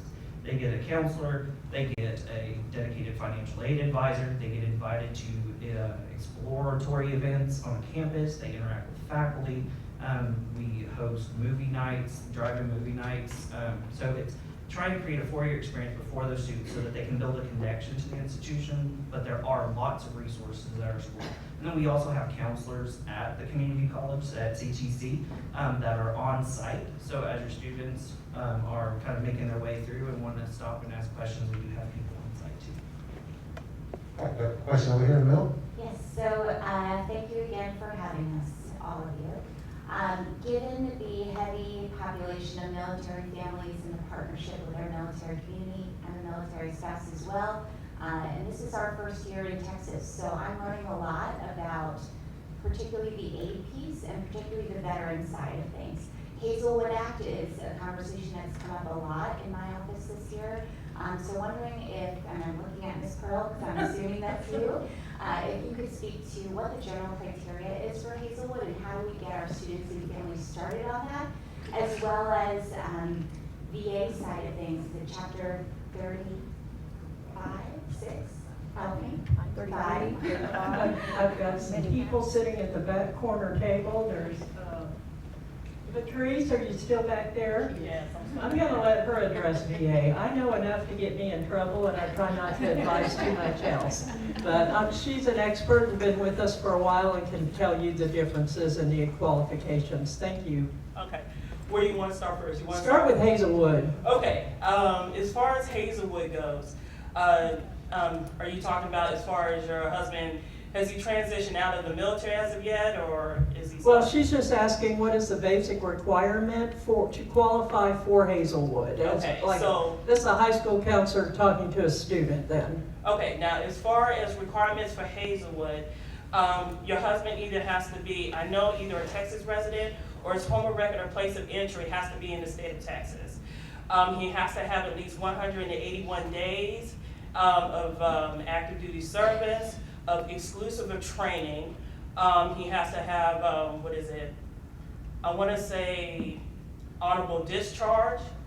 In addition to that, if he's already in school, I know he doesn't, he also has to have, I believe, no default on loans. He has to also have, in addition, I also believe, if he's already in school, he also has to have a GPA of a 2.0. Let's see if there's anything else. And did they transfer that? So Patrice, how does it work for the family member of a military person? Okay. Their child? Okay. Are we talking about in regards to, are you transferring like to one child or? Well, that's what I think their question is basically. I'm a high school counselor talking to a student who's about to graduate and go to college and wants to use a parent's Hazelwood. Okay. If I can interject for just a second. I think Lisette can help with that too, possibly. We have a great resource webpage under ctc.edu, And there's a specific Hazelwood application online that you can go in and talk to. And we do have Yelenia Williams is in charge of our Hazelwood program. So you can contact her directly. But all of the information is listed online on the webpage, and the application is actually done electronically. And you are more than welcome to apply for that and share that with the students as well. Patrice, I'm sorry, I don't mean to interject, but Hazelwood, or if you're going to turn it over to one of your children, you can only do one child at a time. Right. Okay? I was getting ready to say, because it's either what is referred to as a legacy child, or if your child, or if you have like multiple children. And that's what I was actually getting ready to go to in that case. So, and that's why I was getting ready to ask you if you're looking to actually transfer to a legacy child. So. And it's the same thing as a foster child. It is an exemption, and they do have to maintain a 2.0 at CTC. Right. Because they will lose it, okay? Regrettably. And then the VA benefits in general to try and qualify. I know that the parent would need to complete an application with VA. Right, that's exactly correct. What they would need to do is, if they hadn't already, they need to go to www.va.gov. And once they get to the actual website, there's gonna be 4 boxes when you get there. When you get to that actual area in the bottom left-hand corner, there's gonna be a box that says education, and there's a link that says apply for benefits. You go ahead and click on that link, and it's gonna ask you a whole bunch of questions. You just follow those questions accordingly, and just go ahead and answer those questions.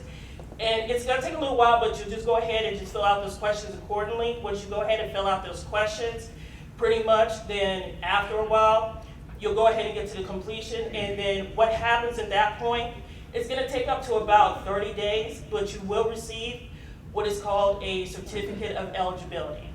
And that comes directly from the Department of Veteran Affairs. It lets you know what specific benefit that you've been approved for. Also, we have a representative on campus who does not work for CTC. He actually works for, there's 2 of them. They work for VA. So if you have parents who just have a lot of questions and really don't want to go the electronic route or go to a website, they actually want to come in and sit down and talk to somebody first, they are welcome to come over to building 215. Right. Upstairs, I don't know the room number off the top of my head, but as you get upstairs, it's all Yes, the we way up to actually the have, top, two and we'll point you to the right direction, but I can give you the name of James Morgan as a contact.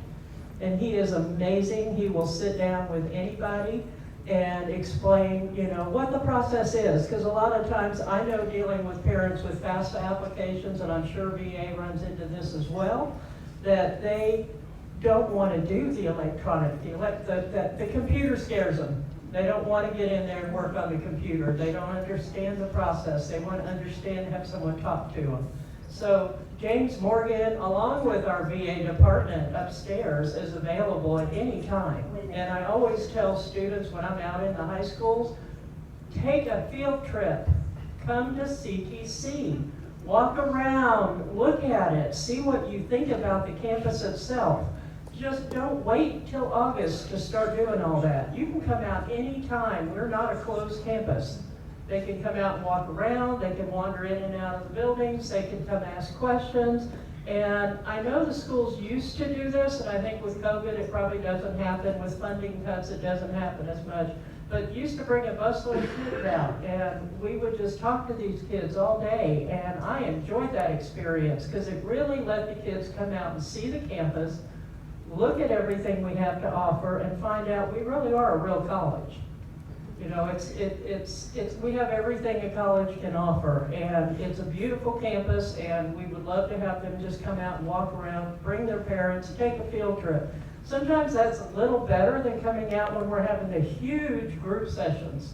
You know, sometimes that's a little overwhelming, and they're not getting the personalized help or questions that they need. So I would invite students to come out at any time and take a field trip. Let me just tap into that as well, real quick with the advising.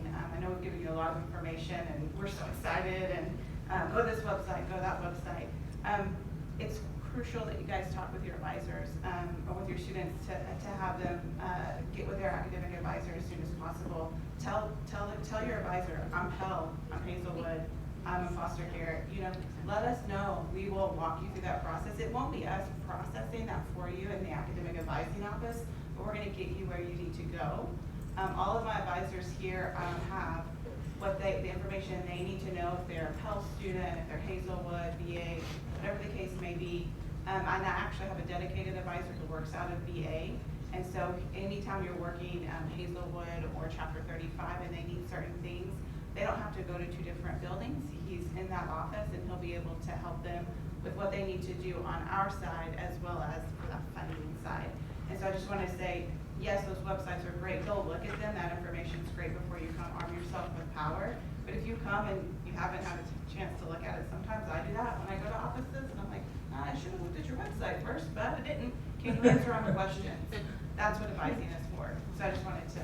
And under the umbrella of student services, our dean ensures that all of us work very well together. And we all know each other real well, so if I don't know the answer, I'm not going to make up something. I'm going to call Eva, or I'm going to call Julie, or I'm going to call Jeff and say, hey, I don't know this one. Could somebody help me?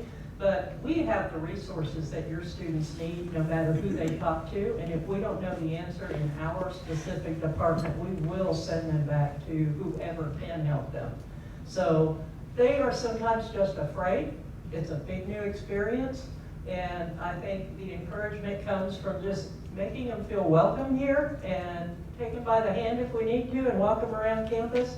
I like field trips. I need Fitbit steps. So I'm happy to walk them around, show them where that CAPE Center is, where that Career Center is. And we're more than willing to do that. And I can say in the financial aid office, that's probably one of the busy offices when it comes to the FAFSA and the process and parents needing help. We have computers in our lobby to help parents complete the FAFSA. So if they're not able to make it out to a FAFSA night, or the schedule doesn't fit everybody, then they can come out during office hours and we are there to help them any day, and they do not need an appointment to come see us. Patrice, did you have something else you were going to add? I saw, or somebody back there, I saw a hand go up. Yes, it was actually in relation to Hazelwood. I wanted to say that if they first enter in the service, that the home of record has to be in the state of Texas. Also, we actually have a VA advisor here. His name is Timothy Loomis. If you go ahead and stand up. He's our next question. Yeah. Our next comment. So I just wanted to introduce him to everybody. So he's actually here. So if we do have any military affiliated individuals or any veterans or any active duty service members that are interested in VA benefits, and they want to speak to an academic advisor specializing with VA and have any questions in regards to any type of classes they want to take while using VA benefits, he's actually a go-to guy here. So before they start signing up for classes, they're using VA benefits. So he's our special person right here that you want to talk to about that. So thank you. That's what I wanted to add in. Okay, appreciate it. Tim had a comment to make or a question? Yes, again, that's on the academic advisor veteran services. I actually have kind of like two questions. I've had them kind of answered before. One for Janelle, reference dual credit, Wiley High School College. If a student's going to graduate this year from either of those programs or is involved in any of those programs, and they want to, say, for the summer, register for a class, they're on a dual credit hold, would it be their high school advisor that would register for the summer class, even though they'll technically be out of high school at that time? The dual credit population right now, we are transitioning all of their accounts to first time in college. So again, it should all be seamless, and yes, they can go straight to advising. Okay. And the next one would be reference scholarships. Obviously, this year is kind of past. I've had students ask about, kind of in the same situation, they're a high school senior, they're an interdisciplinary studies degree, and understand that some of the scholarships, or any of the scholarships, based off of a specific degree that they're actually on? Yeah, we have several different scholarships, and they're just general scholarships as well. So it's just specific on what the actual donors wanted to list it. But you can do industrial scholarships if they want to go into mechanics, if they want to be HVAC, if they want to do graphic design, any types of things like that as well. Because I've had students or prospective students that were interested in, say, criminal justice or yes, we do have some that are geared specifically for criminal justice as well. Firefighters. But while they're on the interdisciplinary studies degree plan, does that play a factor in whether they're eligible for that specific other scholarship or not? No, they would just go in and put it in under the general studies, and then we could facilitate it based off of like what their essay requirements were and things like that. There's other questions that kind of screens it for us. So they would put in there what they are wanting specifically so that it can gear it to that scholarship. Okay, thank you. You're welcome. And they can also apply for ARP for the summer for that extra 500, right? Across the room? Yes. I'd like to introduce Dean Dawson. He has just a quick statement that he'd like to make to you all to give you some information about his area. He is over continuing education as well as our service area. So, Dean Dawson. Thank you so much, Dr. Garrett. Really quickly, I just wanted to talk about 3 groups of students that we don't necessarily connect to CTC, but I want to connect it. and that is the ESL and GED. So we do offer that. We have a AEL grant that we provide services for free that cover those students, particularly parents that you may have or may encounter that are in need of a GED or also in need of ESL, ESOL support. And we do that right here on campus. So please make sure you make that connection. The other one is our continuing education. And we have students who think if I come to this college, that means I have to be pursuing a particular degree. And we want to let them know that there are sometimes we have programs that are geared more towards gaining a competency or skill. It is non-credit. And right now we have some programs that are covered by a TRUE grant that we were able to acquire as a college that covers the cost, the entire cost of the whole program. And that way they get an opportunity to take the whole program absolutely free. It's no expense to them. And that's something that you need to share with your students and their parents. Of course, you have to be 18 or older to take some of the credentialing exams, but they can get the training. In order to meet the scholarship requirement, you do have to be 18 or older. The other thing is we have College for Kids. And I know, again, we typically think of those who only are 18 or older, or once you complete high school can access the college. But through our College for Kids, one of the best things you can do is impress upon those kids that they have access to college, that you can inspire them. It could be fun, it's exciting. We have a whole summer program geared towards them, and I would ask that you definitely have your families take advantage of that particular program, because again, it gives them an opportunity to be exposed to the college early, and they get tours, they get an opportunity to walk the campus, and that way, once they graduate high school, they already see themselves here. It's already a natural bridge. Nothing is unfamiliar to them. They know the people, they know the buildings, so you get that early exposure, and those things are critical to building a bridge for all of our students and anyone in the area to access CTC. One thing that to help out with continuing ed, the College for Kids program, we're going to have a summer blast off or a preview of the program on May 14th. That's a Saturday, and starting at 9 o'clock, so you can come out and meet the instructors, learn what classes that they have, register for College for Kids classes, and just get a general feel for the entire College for Kids program. So that again, May 14th, it's a Saturday at 9 a.m. So, another question do we have a question? Yes. Of course, I have. Oh, okay. Of course, I have more to say. Going out into the high schools, sometimes I talk to a lot of kids that say, I don't want to go to college. And I understand that, but what I ask them is, what are you going to do with the rest of your life? Because I don't think mom and dad are going to let you live at home.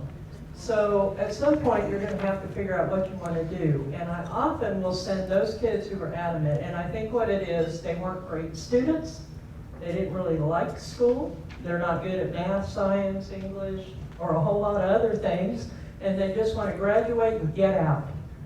They have no idea that CTC right here has one of my most favorite programs we offer, the CATE Center, which is the Career and Technical Education Center. I set out in Fredericksburg at a school it took me forever to find, and the population was teensy tiny.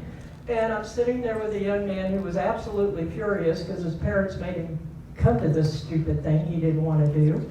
And he was sitting in the back of the room like this, staring at the ceiling. And I said, what do you want to do when you grow up? He goes, well, I don't know, but I ain't going to college.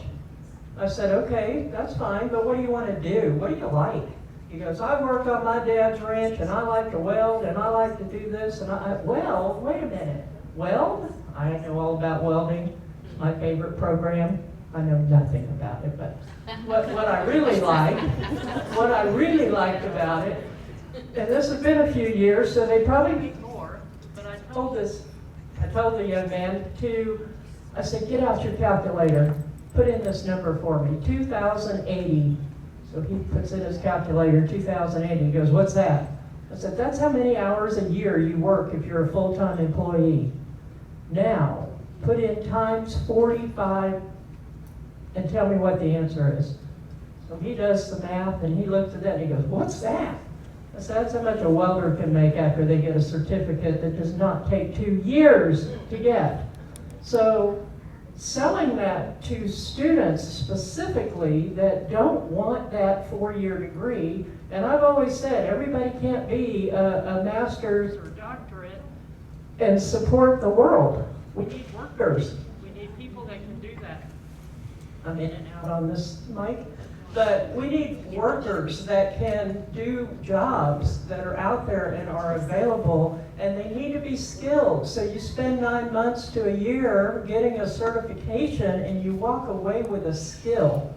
And oftentimes that gets overlooked or missed. And I think it's a very, very important program that we offer. And I can't tell you how many high schools I go to and they don't know that CTC has a skills center, CATE Center, career technical focused program. They just think we're a college out here, so we only do degrees.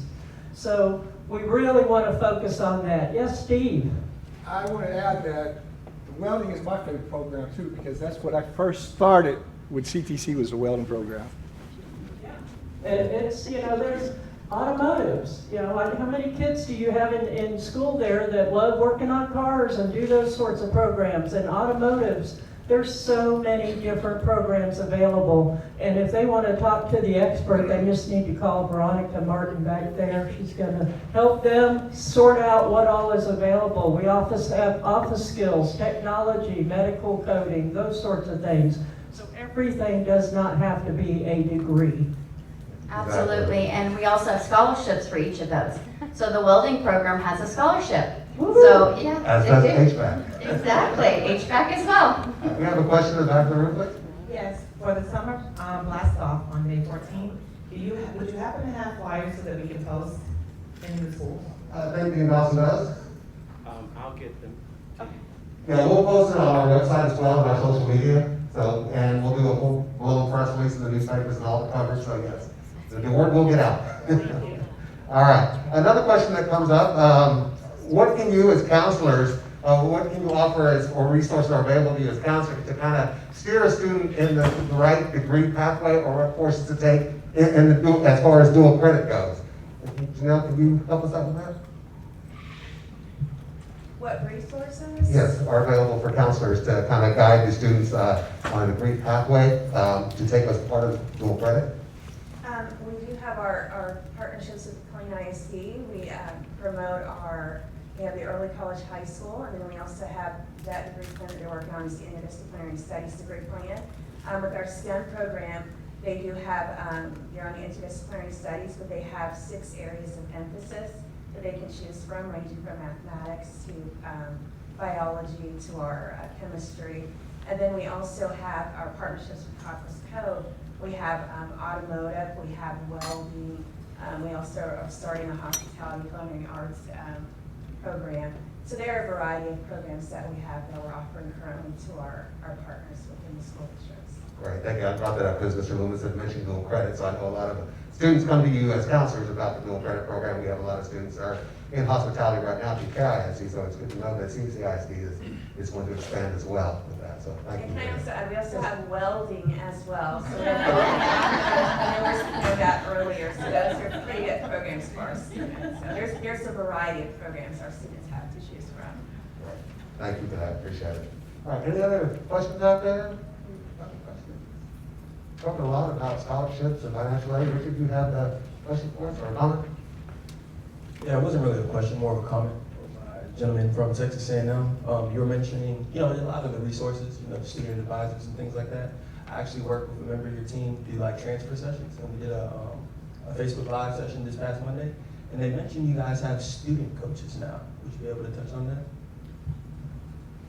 So within our new student programs and our Warrior Center for Student Success, Equity, and Inclusion, we do have student coaches that pair up that are with interested students that want to have someone to help them orient to a 4-year institution environment.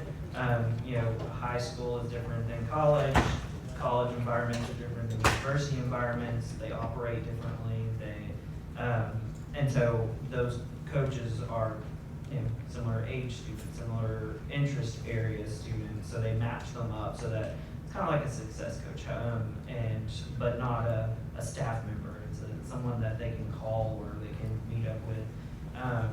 And so we're looking at expanding that. We've got some extra programs we're working on, some HSI grants in particular in the current cycle that we hope to be able to expand those student success initiatives and building stronger and more robust peer mentoring programs for students. Okay, thank you. We talked a lot about classroom and studying and so forth, but let's talk about, real briefly, get just a quick rundown of some of the fun things that students can expect out here at CTC from our Student Life Director, Mariceli Vargas. Kind of just give us a quick preview of some of the things that you offer in your Student Center. Sure. So, well, I got this. One of the things that a lot of people may not realize is that we have clubs and organizations as well here. We're starting to work on revamping them, especially after COVID. It's been kind of rough for all of the groups that used to get together. Some of them actually survived the pandemic, which really is surprising to me, but they made it through. And so that's part of what I oversee. We do have activities, and with the pandemic, one of the things that have been a blessing is that we also have online as well as in-person activities that we're starting to develop more and more each day. We do have the student lounge where the students can come and just kind of hang out, take some time off. Traditionally, the fun part about it is that we end up knowing our student lounge students, and our front desk staff will end up being like, why are you here? It's time for your class, you know, because they'll talk to them that way. I also receive the College Ambassador Program as well. So if they help with tours and just kind of helping guiding students throughout like activities and things of that nature. And those are the fun things. And Mariceli is the one to talk to about setting up a tour of the campus with your students. So yes, she will help. so that's definitely. She will help make that happen for you. So, go ahead. we're gonna do the other part? Yes, we will. Okay, Briefly, so we'll but leave not- that. Yeah, but one thing that, through this whole pandemic thing that's come up, Mariceli and I developed this WebEx called CTC Live. And during the CTC Live, we talk about, and we have guests like Patrice Kenderson or Lucette or Pearl, talk about the different aspects of CTC, financial aid, veteran services, just different programs. And so that's one thing that we're going to continue to do with what we call our Eagle Q&A. So it's a question and answer session, WebEx virtual. So students can jump on there, ask the questions, get answers in real time. We publicize those on our social media and our website. And those are a great tool for you guys to use as well, so you can learn a little bit more about what's going on around campus in a particular area of study or a particular student service offering, like Julie Starkey's Academic Studio Tutoring Services and those kind of things. So, and also a great way for students, if students have time to jump on board and ask the questions at that time. We also post them later on YouTube. So they're always out there for students to reference after class, after they get out of school, or after work, or whatever. They can learn about what CTC has to offer in many different areas through that WebEx presentation. So just want to throw that in. Like today, for how many people knew here that we had a CTC band and a CTC choir? Not very many. So that's another thing that you can tell your students that are interested in the arts and the music. We have a choir, we have a band. Matter of fact, tonight is opening night for our drama production. We have a full-fledged drama production of our students who are interested in theater. So we have student music showcases. We've got a student art show going on right now in our Fine Arts building. So we have a little something for everybody in every aspect of student interest. So please share those things with your students. Check our social media and our YouTube, our CTC YouTube for kind of replays of the CTC Live, so you can learn a little bit more about those individual programs and so forth. Hey Bruce, can I add one thing that y'all might not know? And since we are a worldwide military community in this area, I just want to say I have an international student services office. So we do host students on F1 visas here to come to college. So if that is something that you or someone that might interest you, someone you know from overseas, that might be interested in coming to study, I just wanted to say that's something that we often don't talk about. So I have a new director of that office. My previous ISS director retired this year. And so I have Zeta Montes. She's over here. She'll wave or stand up. So if you need to reach out or just know more about that program, I just wanted to put a plug in. Thank you. And one really important thing I forgot to mention earlier on the FAFSA and on going to college in general that a lot of parents don't understand, it's called FERPA. So what happens when they leave high school and they come to us? What do? We ask the parents, can I have all your personal information? Can I have your tax return? Can I have all your information on your household and how many kids you have and whether or not you're married and all the rest of the stuff that goes on the FAFSA? And then they'll call and ask me a question about their student's file, and I go, I'm sorry, I can't talk to you. So what they don't understand is, why could my counselor and my person I work with in the high school talk to me about my student and you can't? Well, I promise you nobody here will talk to them unless they have a consent for release of information that the student completes. So as often as possible, I try to let those people know once your student is in college, they are independent and you cannot just come in and ask questions about their files. Julie's not going to tell them anything. I'm not going to tell them anything. Nobody down this panel can talk to the parents once they are a college student and their information is obtained. So, and when you're doing FAFSA, you know how up close and personal the information gets, and so they really don't understand why. They just gave me everything and I can't talk to them. But keep that in mind when you're advising parents and students transitioning from high school to college, that is one of the major requirements at every college, that they do a consent for release of information.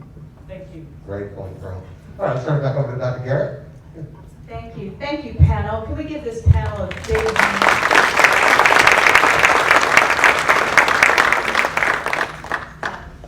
it's very nerve-wracking to be up there and not know what you're going to be asked in front of a whole group. So I think they did a great job. Thank you very much, everybody. We are right on schedule.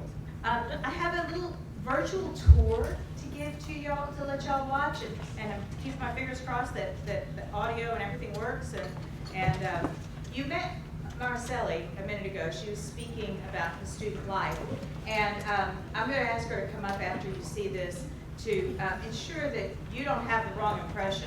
But she's a great actress, okay? And I just have to preface this with she is one of the most articulate people we have working with our students. She is incredible, doing all the tours in the student library, and she does our new student orientations. She hosts some of the Eagle Life things. She is very, very important to this institution and can speak about almost any topic. So with me saying that, you'll see her acting skills now. Yeah, done this before, done this time, yeah. Awesome. Hi, I'm Mariceli, the Director of Student Life and Activities, and we are in the Enrollment Center here at Central Texas College, so that you, our counselors from the local ISD, can send your students over here if they have any questions. One of the things they can do here is admissions. They can talk to somebody or admissions, academic advisor.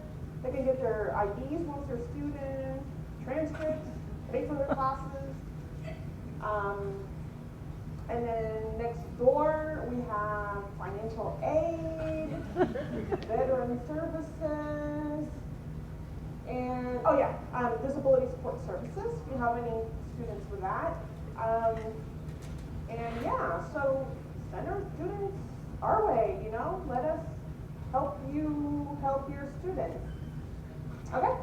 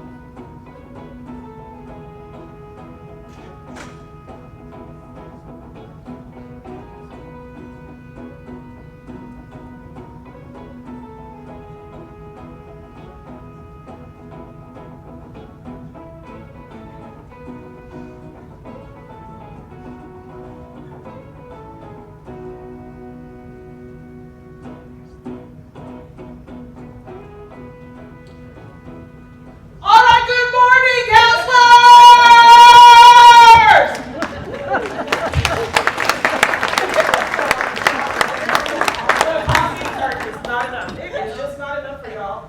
Whew. As you know, I'm Mariceli. I am here for you. Part of what I do that we kind of touched upon is tours. So you as counselors a lot of times like to contact my office and try to get a tour in. Now let me tell you something. I know that last week after it's testing, everybody wants to figure out where to go because nobody wants to teach. But so does every other counselor in this room and everybody not here, okay? So if you want to be the first one in, come on, give me enough time to be able to fit all of y'all in.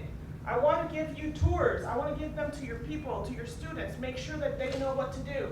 That's what I'm here for. But yeah, give me a little bit of time and not everybody all at once on the same week. Just saying. However, give us enough time. Come to around the year. Don't wait till the end of the year to do that. Come on over like in the fall, early in the spring. Try to get in because what happens is that we want to tailor this tour to you and your students. We want to make sure that your students get what they need. And let us know what your students want. If you're bringing 20 students, 50 students, 100 is rough, but we can do that too. We want to know what they want to see. What do you want to do? Look at our degree plans. I had somebody tell me, oh, can you give me a listing of all your degree plans? I was like, ooh, that's rough. You want a paper with that? Let me show you on the website where you can get that. Because we have almost anything that you can think about, and we can tailor it to whatever it is that you or your student wants to do. So some of the things that people don't realize we have, welding is so overrated today. Woo! But you know, that student could have also offered him an ag degree because we actually have a barn up there with cows and horses and a whole greenhouse where they can learn how to actually manage a farm and how to actually palpate and see if a cow is pregnant or not. Some people like to do that. We have people that want to go into medicine. We help them with that. Is it nursing? Is it a doctor? Is it vet? You know, we can figure out whatever it is that your student ultimately wants to do. I promise we got something for that person. Good, bad, or indifferent, we can make something match to what they want. We just need to know what they want to do, you know? And a lot of times my first question is, what do you want to do when you grow up? I'm still trying to figure it out. Because I actually end up taking classes all the time because I'm always trying to learn something new. I am that person. I am a lifelong learner. But if you have something to teach me, I am willing to listen. May not be too interesting, but I promise you I have to constantly be learning because I am there with the students trying to figure out what the biggest and newest anime is. Because if I don't know that, I can't connect with some of these students.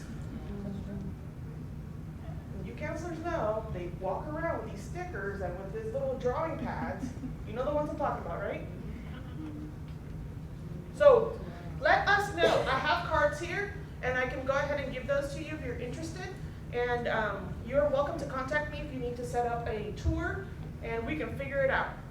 Whether it be now, in the future. But remember, give us time because we want to tailor it to what you and your students need.